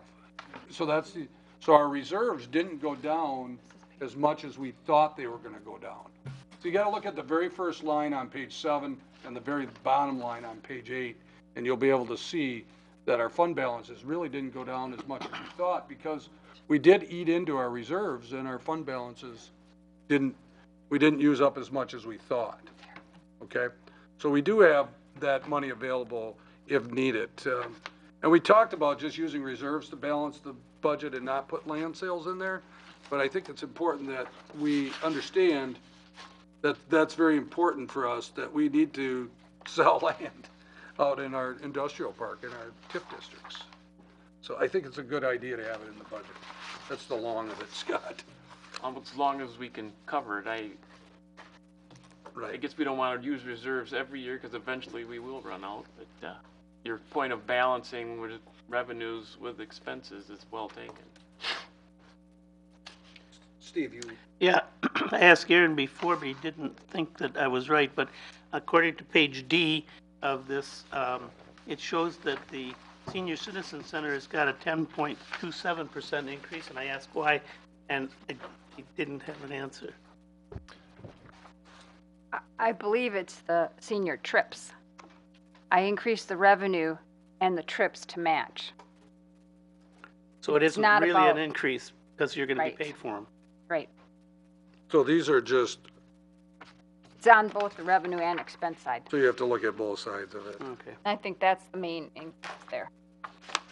I mean, they have not added anything to their budget. That's what The Aaron said, employees too. will get a 2% pay increase, Right. but nothing else beside that, Okay. I got a question. as far as I know, right, Aaron? Correct. Yeah, okay. Eric, go ahead. I just was wondering, Sorry. what is civic promotions? Why did it go up 181%? That's the recycling. 14,500. That's where we parked the recycling fee. Oh, all right, I had no idea. We received a letter, and you guys probably haven't seen this yet, but we received a letter from the county, Roger Holman, from the county. The recycling became a requirement in 1988 in Wisconsin. And we had to either offer curbside recycling in the city, where we actually had to make sure that every individual home in the city had recycling. So basically, we had to pay for it and then get reimbursed from the residents of that. Or we could go in with the county, okay? And then that's how all these different recycling districts got set up in the county. And ours, of course, is our normal, the city of Waupaca, and then the 4 townships, the surrounding townships that were in there. And I think even, what did he say? The town of Waupaca was even in with us at one time too, but they have backed out. It must have been quite a few years ago. And then, of course, we have the transfer station up in Manawa that we're also paying for. since 1988, the only monies that the city has ever had to pay for recycling is that fee to the Waupaca Regional Recycling District, which is our city in those 4 districts. We have never had to pay anything to the county. The county was able to either cover that by additional revenues that they had from selling the recycled equipment, and then also money that they were receiving from the state, just like we were, okay? And the income for recycling is down. I mean, he came in and he gave us some spreadsheets, and I'm thankful for him. He did a very good job today explaining to us why they're in that situation. But the income has been reduced.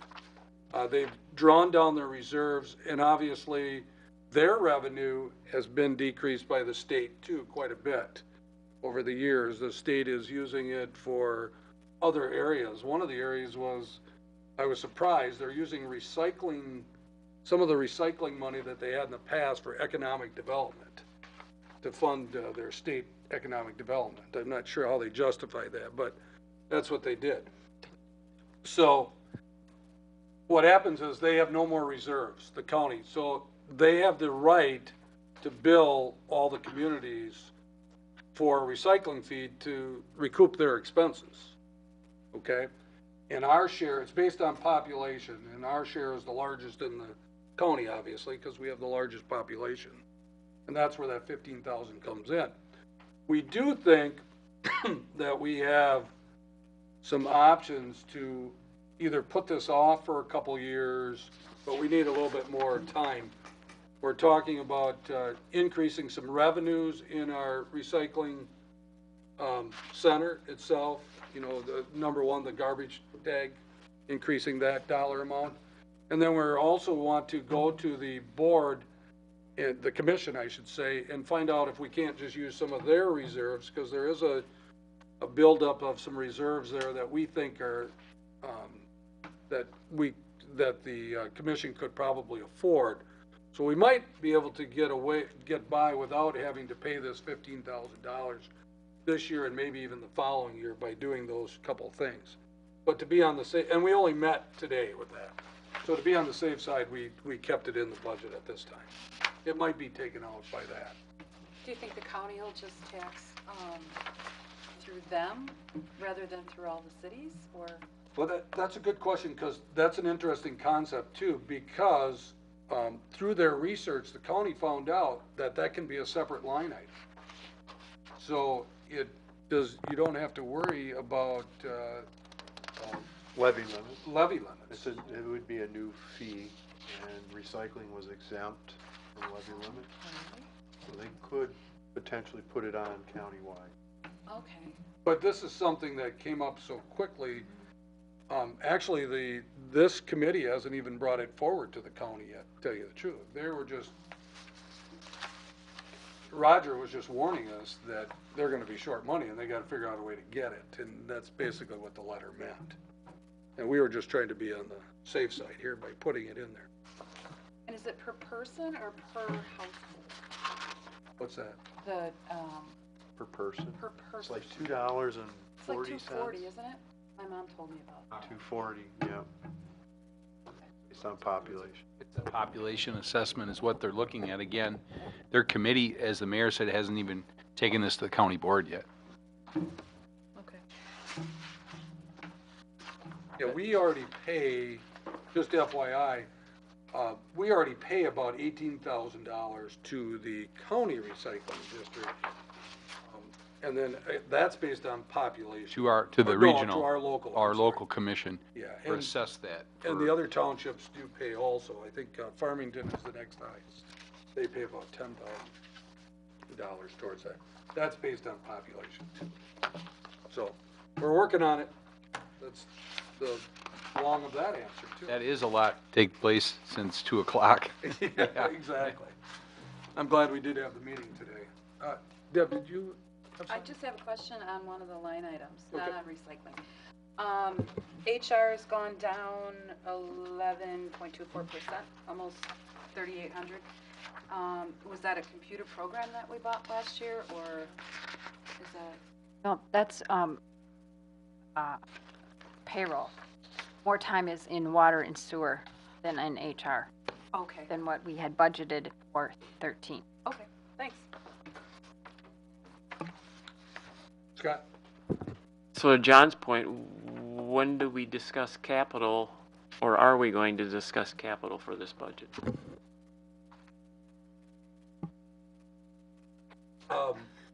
That's a great question. Because I mean, it'll we do- impact it, Yeah. obviously.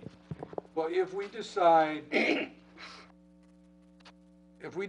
that we want to do capital in 2014, then we have to decide whether we want to start making payments in 2014, or we don't start the payments until 2015. Then capital does not really impact 2014 budget, although it impacts all the future budgets, no doubt.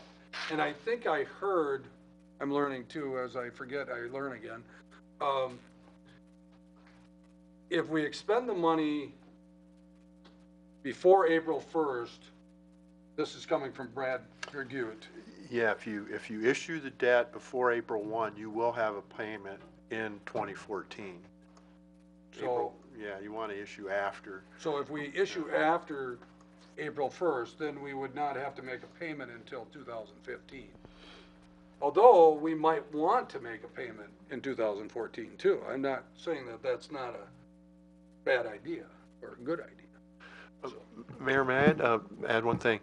If you remember, we talked about this back in July when Brad was here, and I think the mayor asked his staff, as you were considering public works facility, to understand what all our capital needs were, and we put together what was a tentative capital plan. Staff is working on this currently. I've updated it to include some of the challenges Aaron's facing right now. But the way that the debt was structured back in July when it was presented, and interest rates are going up, we learned that today, it does affect it a little bit, is that you could structure the debt to push off payments even into 2016. I mean, they're going to push off principal and interest, so you're going to pay more, but there's the ability to basically hold your mill rate level. Now, again, that was on the discussion back in July, and we got to update the capital stuff, but that exercise you did a little bit a few months ago, so it wouldn't be hard, Mayor, to update that and get it to the council at some future point. We could bring that forward, Scott, at November, November. the first November meeting, the capital. If you think you want to use and spend some money in 2014 towards debt or some capital, yeah, we should do that at your next meeting so we can get it in there. You gotta publish the budget and have a public hearing. Well, but we publish tentative numbers, we always Well, change them. yes, but you still have to Yeah. know what it is. Tax purpose. Well, I think we want that option, don't we? I guess my question was more, are we gonna discuss capital or not, or like you just said, Henry, maybe, if it's not gonna impact 14's budget, I don't, that's fine. Just wanna make sure we know if it is gonna, we wanna have it included in there. Mayor, I'm just speaking for myself as a staff member. It seemed logical that we talked about it when you were talking about the public works facility and how to fund that, because that's a big question. And then what are our other capital needs? And I think we're moving forward. I think we're trying to bring that discussion forward next month, probably be the third Tuesday in November. Just for the public works facility. Okay. Any other questions on budget items, lines? Anybody? Where do you want to go with this? Do we want to go on to the other funds? Now, remember that the other three funds are enterprise funds, and they of course, generate their own revenues and expenses, Mayor? so. Do Go you, ahead. do we do a publishing instead of public hearing with the general fund budget? Or do we wait and, When because of would the we- capital? When would we do the public hearing? I can't remember what Well, our I have it calendar in the said. calendar, yeah, I don't have we, the calendar. We like to, the county would like the numbers by December 1st. hold on, Gene. Yeah, we did some, Well, I think we need to have a public hearing. We usually get 400 or 500 people to show up for it, so. Publicity Big night. We were gonna have the public hearing, Mayor, according to schedule, on November 19th, 19th. Okay. which means we have to publish it on November 7th.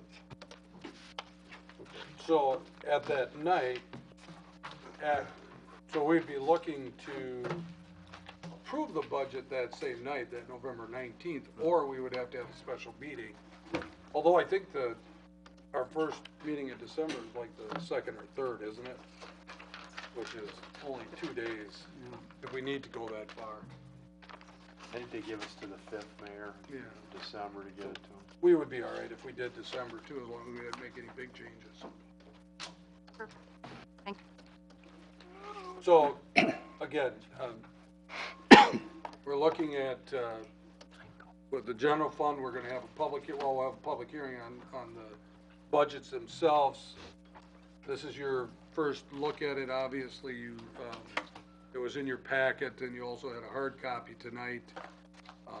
Any comments or recommendations that you see as you go through that, let us know.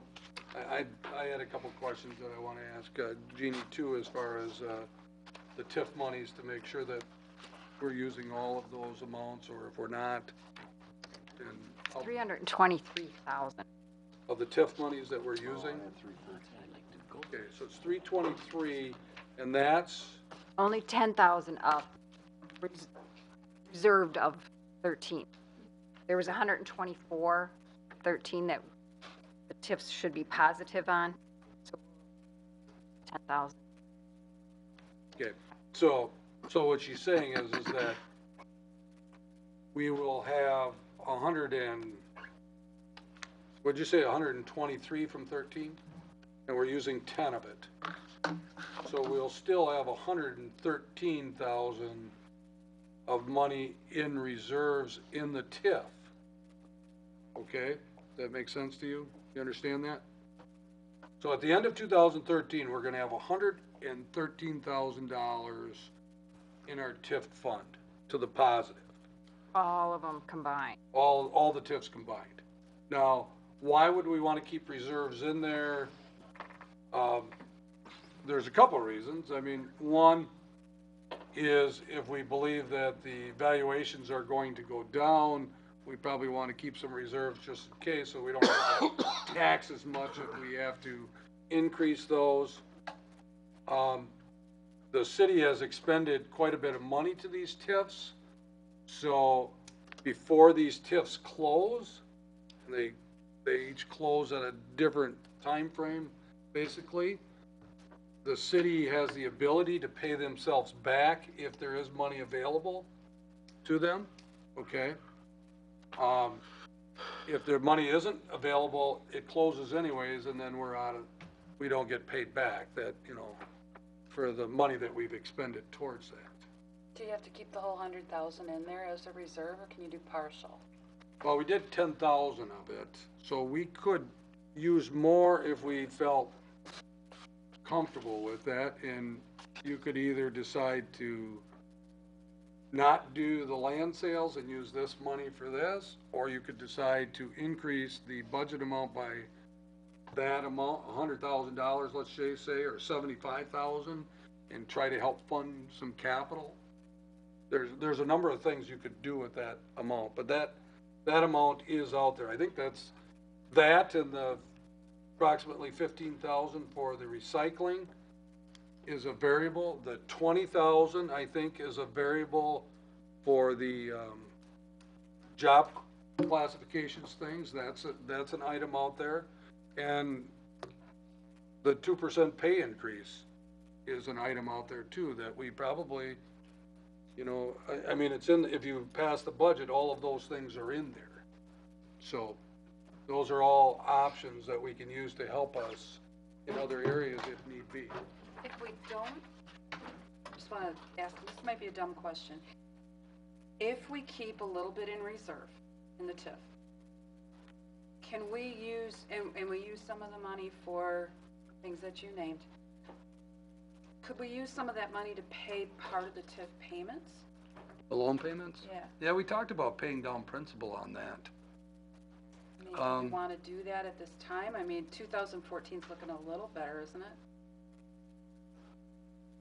Yeah, the part of with paying off the principal, and I'm not sure exactly how we do that with the bonds, because they hold that money. You're not actually paying off the loans, because they're bonds that are out there, okay?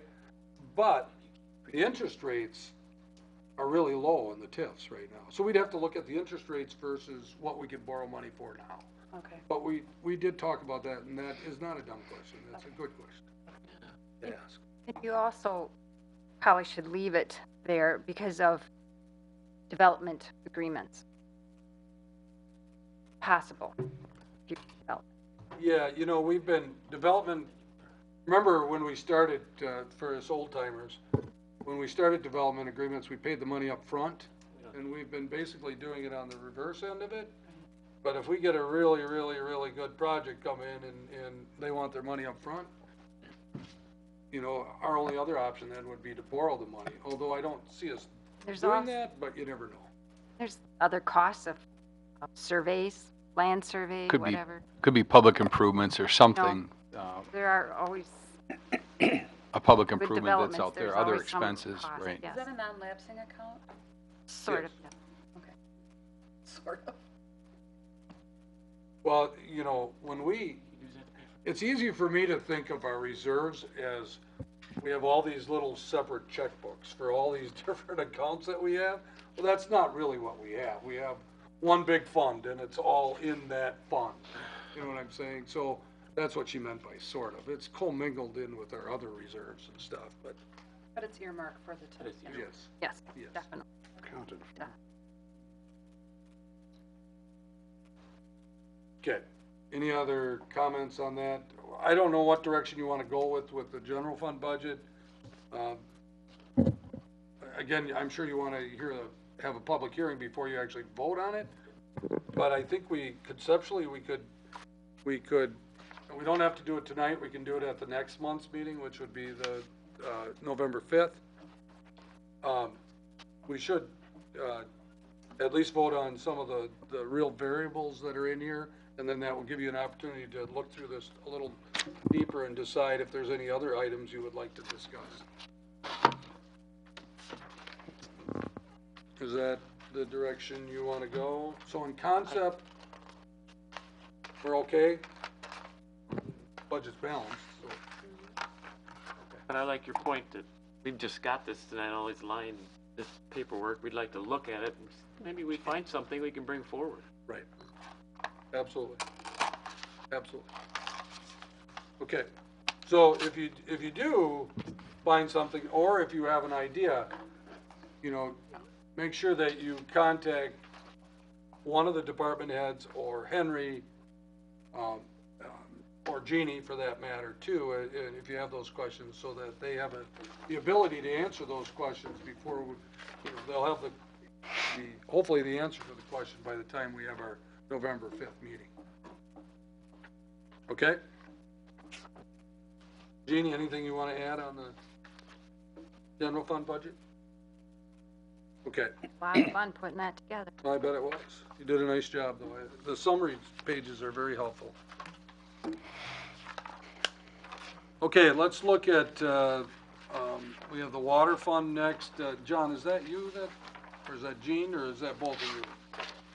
Well, I think I'll let Gene get started here. He does the numbers.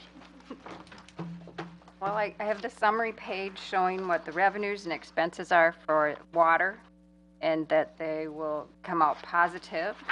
I gave you some detailed pages, and I also did a forecast of giving a 3% increase to the water for the next 3 years.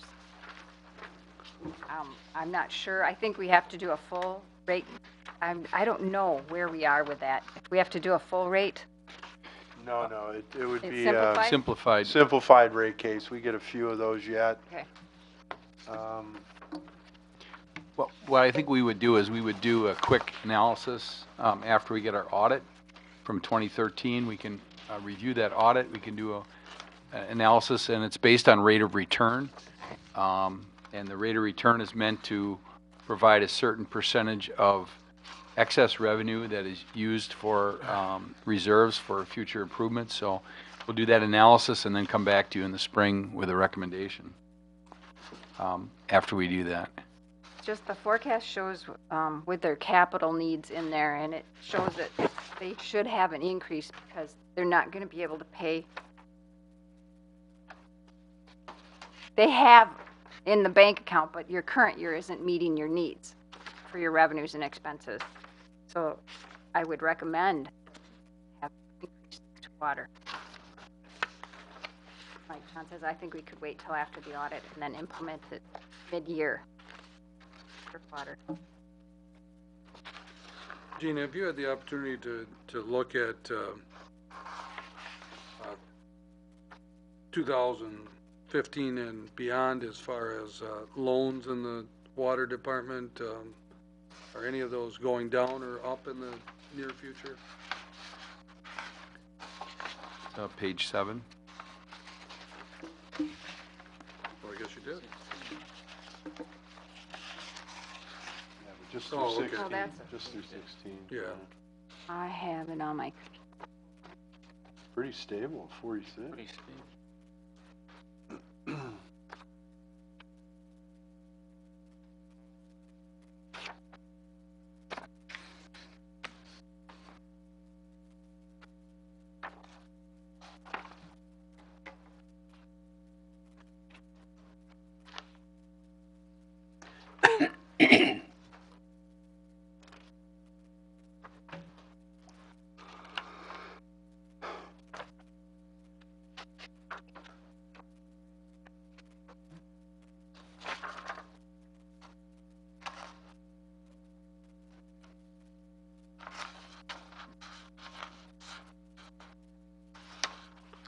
You know, as long as you're looking at page 7 too, as Jeannie is looking at that, if you look at the 2008 and 2009 years, it brings back some memories of TIF stabilization. If you, that's a interesting term for us to use there, but you know, we were taxing in the general fund, plus we were borrowing from the water fund, which we have not paid back, to make our TIF payments. So we've come a long, long way in about a 4 or 5 year period to not only in growth and revenues that we're getting there, but with debt reduction there too. So that's a good the part. water department's debt schedule, pretty level at 250, 14, 15, 16, 17, 18, and then it drops to 204 debt payment. So we're not really seeing a huge reduction there.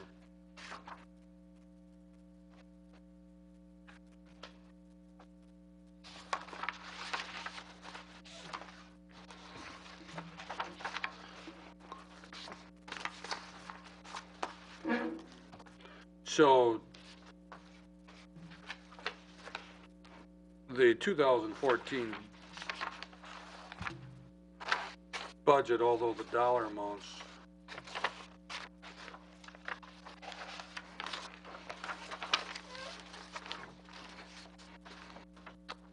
so in 2014 we would our revenues would exceed our expenses by about 120,000 even if we didn't raise the rate. Right. Okay.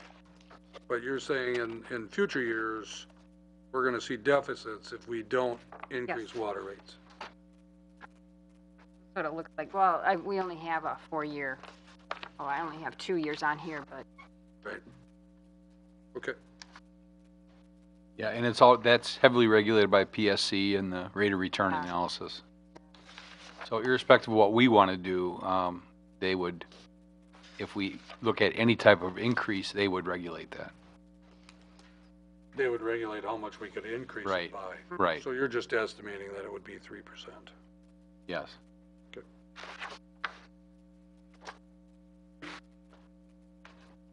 Well, personally, I'm not looking for a water rate increase in 2014, but it looks like we can balance the budget without it, although that might hurt us in a future year if we decide not to do it. Exactly. You can, because they could tell you it's going to be 8% 1 year. The increase. You aren't Right. doing minimal increases Right. constantly. You could jump. And actually, I get a report monthly on that, and that is pretty common. A substantial, 20, 30% increases with municipal rate, water rate increases. Drawback of not doing any.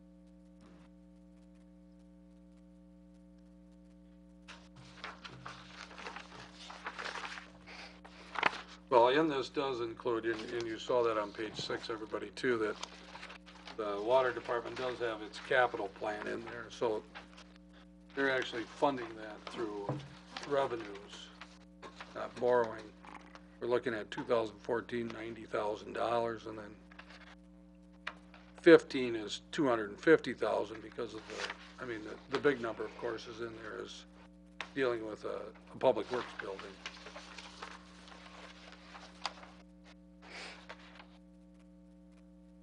Of course, that may be tied to a borrow that the city would do for the public works. Right, and 2016 is a huge number, but the top number, of course, the 1.5 would be a borrow, there's no doubt. So this is a capital purchase plan that hasn't changed. I mean, this actually could be moved forward depending on what we decide to do in November, Right now, we got it in 2016, so it could be even earlier than that. Or it could be later, I guess, too, but it could be earlier.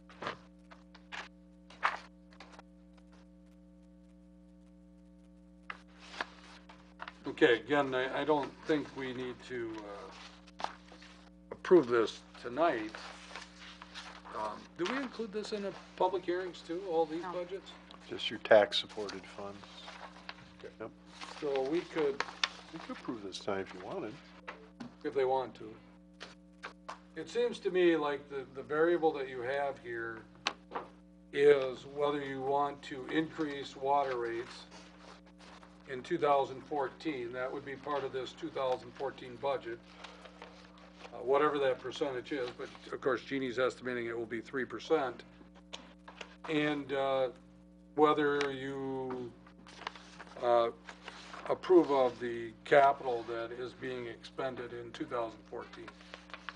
Those seem to be the two variables. The rest of it is all basically operational expenses, unless we want to go through those line by line and find out exactly. John, is that skid steer? Is that the one we bought just recently? This would be a second skid steer. Oh, okay. It's such a valuable piece of equipment, and when they want to use it to clear fire hydrants, guess what they're using it for otherwise? Snow removal. So it is and- another one, okay. Yeah. So who would share, this would just be specific to the street department then? This would be Or water the department. water department? Correct. Would they use it enough otherwise? Besides snow removal to? That would be our intention to, yes. Yeah, there's a lot of attachments that are put on all these now. Yeah. All different types of That attachments. the water department could utilize it, it wouldn't Yeah. sit in the garage all the time? No. And this won't be bought if there's no borrow, no capital plan for the general. Well, right, I'm just, yeah, we're kind of getting the cart before the horse here, I guess. Well, not necessarily, but I mean, it's, there's innovative ways of purchasing that skid steer if you want to, so, I mean, if it's needed, it should be discussed, and then we should decide whether we want to do it or not.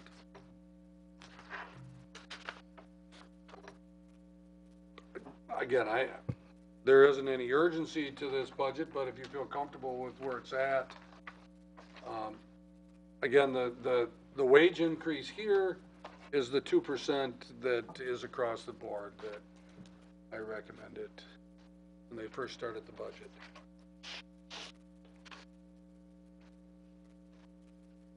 Anybody? Want to just vote on it next month? Okay with that? So your task or your homework is to decide whether you think we should increase water rates starting in 2014 with the idea you know that you're probably going to have to do something starting in 15 for sure on that. And then also keep in mind capital, which Scott brought up again too, and that's important that we know. Okay, anything else for water, John or Jean?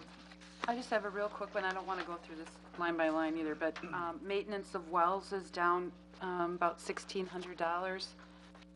Did we purchase something in 2013? We put a roof on. I know in 13, it could be a heater replacement. It's just general building facility maintenance. Okay. All right, let's move on to the sewer department then. Jean, go ahead. Well, I did the same thing with the sewer department. I did put a 1% increase in their revenues. I showed their capital as minimal, but it's apparently this is the one thing that must be done. Grit removal equipment thing, whatever they have is huge dollar amounts for capital. Well, you know, everything in there is just huge. Sorry. So they'll make it if they get a 1% 14. They'll manage to get through. So that includes a 1% increase. Yes. Which, if I'm looking at this, that amounts to, I can't just do that, can I? I can't compare 13 to 14, can I? No. Because we lost some huge And- revenues, didn't we? And yes, and it's not across the board because of some of those line items in there don't get percentage. Do you have that in there then? What is the dollar amount for 1%? Oh, I'm sorry, I really don't know it off the top. Okay. We were, John, can you explain that on the Cherney building? Yeah. The Cherney building was obviously a water user, but not our largest water user. But with the water they did use, they discharged obviously a cheese product or a cheese composite product. They also did a few other things in there, but their wastewater was substantially strong with oxygen demand and solids. And quarterly, their wastewater, as a few other high-strength users in town, is actually composite sampled and tested at a lab. And they then are quarterly billed for that, what's called high-strength waste billing. That high-strength waste reflects the additional amount of cost that we incur to treat that waste because it's of higher strength.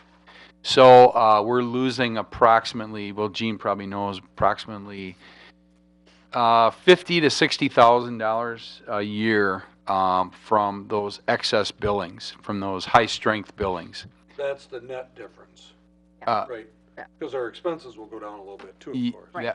Yes, Exactly. yes, our expenses will go down as well, somewhat with some chemical use chemical additions. I will say the plant is running differently. We've had to make some changes, but it's running very effectively. But that did affect our operation. So there will be some savings, but not to that degree. Our replacement fund, we started out the year with 1.3 million, and now we're down to 800,000 for this last project. And a number of the future projects are earmarked to be able to use our replacement fund money. But if we just we haven't been putting into our replacement fund since 2007. And when you do borrows, they ask you to do a reasonable amount back into your replacement fund. And of course, we went to our auditors and our engineering firms at the time, and they said it was okay to stop putting in because we had a nice nest egg, but we're drawing down on our nest egg now, and we really need to start replacing again. Yeah, I can echo that. We do need to build that back up. Obviously, the digester cover was a 30-year project, expensive project, obviously needed. But there are, as Gene said, a lot of the projects are like that. We put a new grit screen in this year. We've got this, new solid separator screen. We'll be looking at new grit disposal this year. So those are all fundable and applicable to use that replacement fund account. But we need to make sure we work at building that back up. And we are going to see some relief in that fund in 15, I believe. If you look at, this is what John's talking about. If you look at page 6, and look at 2014, the debt, and then you can look at 2015, 16. Go ahead. Sorry. So you can just, if you can see about a $640,000 decline in our debt starting in 2015. So, because the plant, the wastewater treatment plant, it will be paid off at that time. And what they're saying is obviously we're required to fund a replacement fund, and we have not been funding that. So if we can hold off another year and then start funding that replacement fund again, that would seem to make sense. Okay. And we might even be able to give some relief to our sewer users with that debt reduction too. But again, we're going to have to look at what the needs are of the sewer department at that time. And that's a good year away right now. So. Gene, did we just designate an amount to put in a replacement fund, or is it a percentage, or how? An amount, and we've been back in 07 and all those years before, we were putting 130,000 a year away. So the council kind of decides, that sounds like. According to what you borrow, and because of what you're borrowing for, the cost to replace parts. Yeah.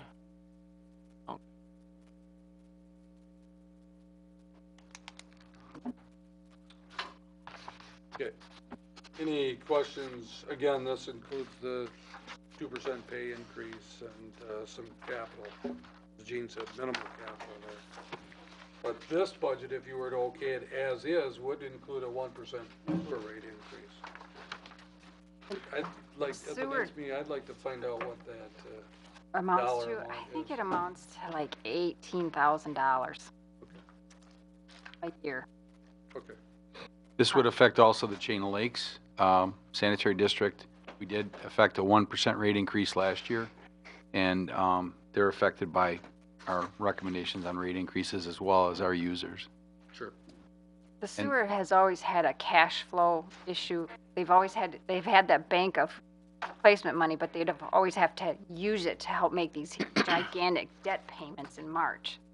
And then they pay back to that account throughout the year.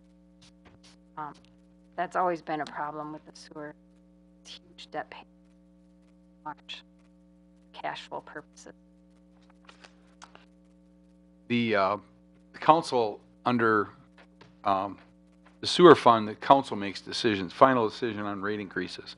It's not regulated by the Public Service Commission, so. All right. So that 1% is going to be enough? Well, I think in discussions with Gene, I guess we feel that, you know, it's important to try to continue to move that dollar amount up to help start putting money back. If we had a budget of 130,000 each year back into that account, you can see that that would really tax this account. 1% wouldn't be enough then. Yeah. Right. That's what But I think the mayor brings up a good point that 2015 really is going to be the budget where we can reevaluate. You can see also the TID debt goes up 200,000 that year. Yeah, so our net effect is Yeah. not that much, But, but it's over 200,000. And if the sewer doesn't do any more borrowing, it sits at that 680,000, 650,000, 10 more years. If it doesn't. Yeah, if we don't do any more We borrowing. don't have any major problems. No, so Exactly. Well, and yeah, there's you know, look at the capital on page 5. There's the grit removal equipment replacement, which I do have pictures of, Mayor, if you'd like to see it with me. But we have 2 screw pumps, $75,000, that's only a rehabilitation of each of those pumps, $75,000 each. And we were hoping to proceed with that in 14, but we pushed that back to 15 and 16 now. But there are problems with the bearings and, all that could cause us to have to address those sooner. Well, if we increase the rates, 3 or 4%, probably move up some of your capital. We look at the possibility of an odor control. We've talked about that in the past. That will not be inexpensive, odor control on the sludge storage. I think this year, the aldermen that are in that area, I think it's been better than it has in the past. There's still a sludge, earthy odor that you do get at times, but nothing like what we've had. That's a good way of putting it. Yeah. Pretty diplomatic. Yeah. Well, I think we'll all agree it's nothing like we've had a few years ago that was, and we've been working with the Chain of Lake Sanitary District on that, and I think we're in pretty good shape with that, knock on wood. But there's still the odor from the plant. It's a wastewater plant right in the middle of town. So to remedy that would be fairly expensive.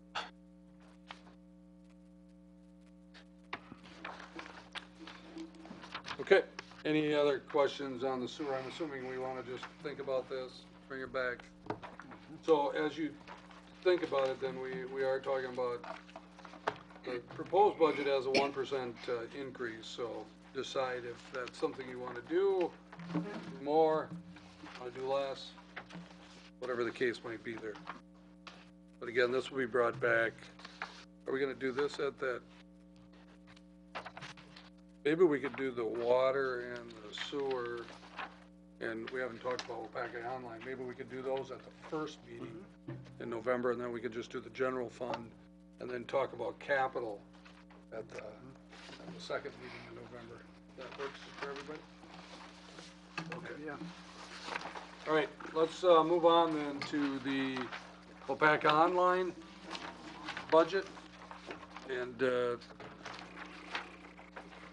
Henry, did you prepare this? Well, I actually, I had Josh put it together. He might be a little more knowledgeable if you have specific questions.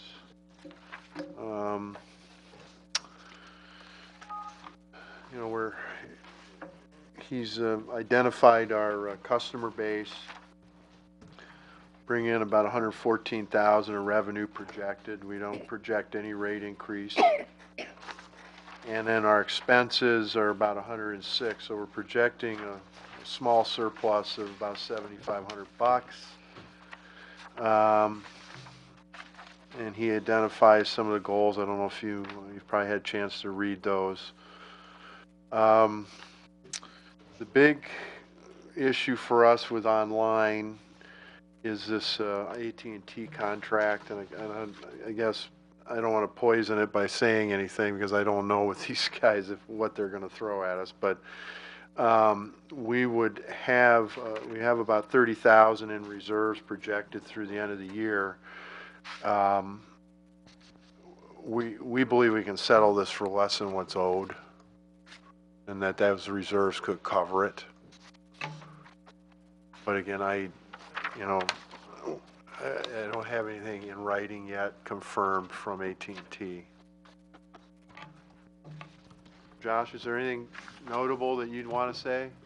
Probably the biggest thing is our new staffing is a lot more enthusiastic with their attitude on wanting to add new customers, whereas our old staffer is more content just kind of staying as is. I think that's hopefully a positive that plays off next year as they get more trained and more used to how online operates. Be some positive there. Josh, looking at the future, the near future, what does technology hold for us in Waupaca Online? We've been doing pop-up grades on our different towers. I've been out to some customer sites with the guys, and our customers that are working off the upgraded locations are getting pretty good service.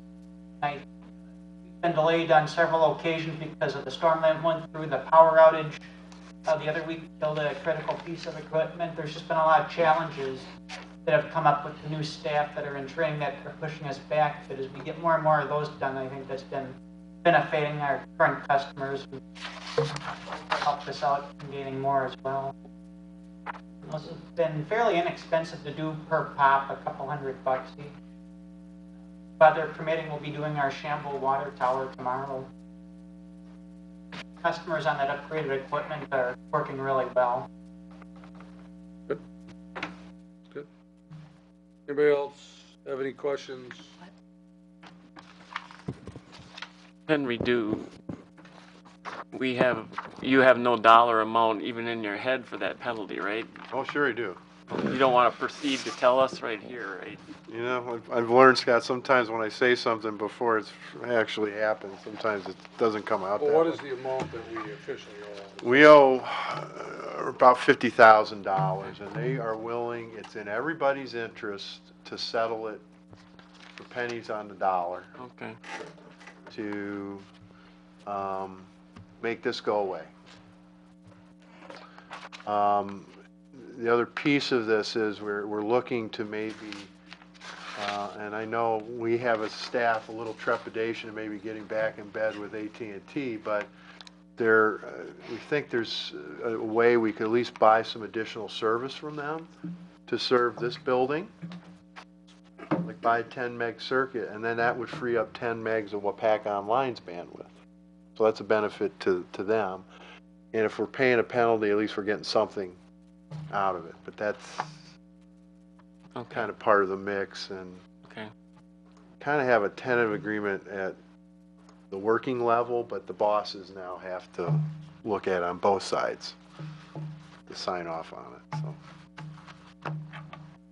Okay, so Waupaca Online, just summary, basically, the budget, the proposed budget does show that there will be a net revenue of about $7,500, which, depending on what the AT&T penalty would add to the reserves for that fund.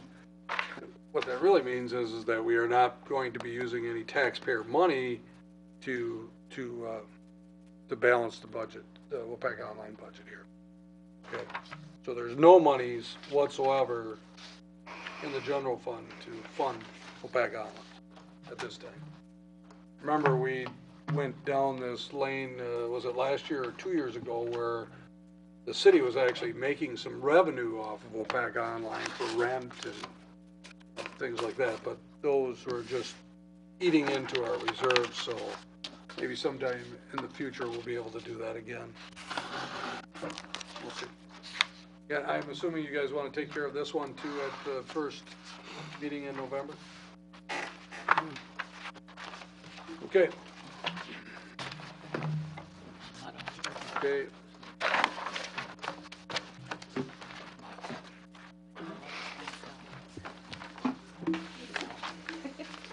Oh, I had one more. I want to go back to the general fund real quick here.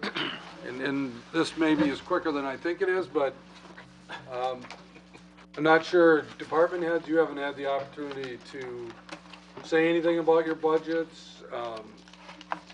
Obviously, this is your opportunity. I'm not sure what I'm expecting by opening this up, but obviously, you know, the council members would like to see your thoughts here on your comfort level with the budgets and so on. And if you have no comments, that's fine too. If you had something you wanted to say, this is your opportunity to do that. I won't be shy. I guess I'll speak for our department, but you know, we do appreciate the proposed raise, the 2% raise. That does mean something to all of us, and you know, that's coming from the mayor with his direction, and hopefully there's support by council for that. You know, as you know, I've been a capital guy for a while, and obviously would like to see road work continue. We're designing it right now for next year. And I've always been focused on capital because we have a lot of capital needs in our department. So operationally, I think things are very similar to where they have been in the past. Again, a large part of our budget is personnel, as with a lot of the other departments. We've come a long way with equipment. The 17 years I've been here, you can even see by the lack of some of the trucks in that, you know, on an annual basis needed, that would have been needed. says a lot about that we have been doing replacement of equipment in that. And, but we're constantly looking to fine tune what we have to, as Scott brought up, a second skid steer that can make us more effective, more cost effective. So we're constantly trying to look for those types of things to be more efficient with what we have. So, again, I appreciate your efforts, and the 2% raise is appreciated. Okay. Any other department heads? All right. We'll move on then. Communications, recommendations of the mayor. I just want to bring this up because I don't know how long ago I did bring this up, but we have a couple of boards and commissions that have just one member of council on those. And we want to make sure that we have attendance at those meetings. So if you are the one member or one of the two members that are on that board or commission and you are unable to attend, please contact me or another member of council to take your place at that meeting. Now, I don't know the technicality whether they can vote, but they certainly can be attending the meeting to get the information needed. Obviously, we get the minutes, but it's important for us to have that connection between. So I know that we're going to miss meetings. It's sometimes very difficult to do that, but it is our job. We got to make sure that we have council representation at all meetings. Okay? Anything else for the good of the meeting tonight? We lasted a little longer here. Motion to adjourn? So moved. Second. By Keelan, second by Hagan, that we adjourn till our next regular scheduled meeting, which is November 5th, 2013, subject to call. Jeez, what a piece of shit. All in favor? Hey, you guys, you do this every week to me. Can you just wait?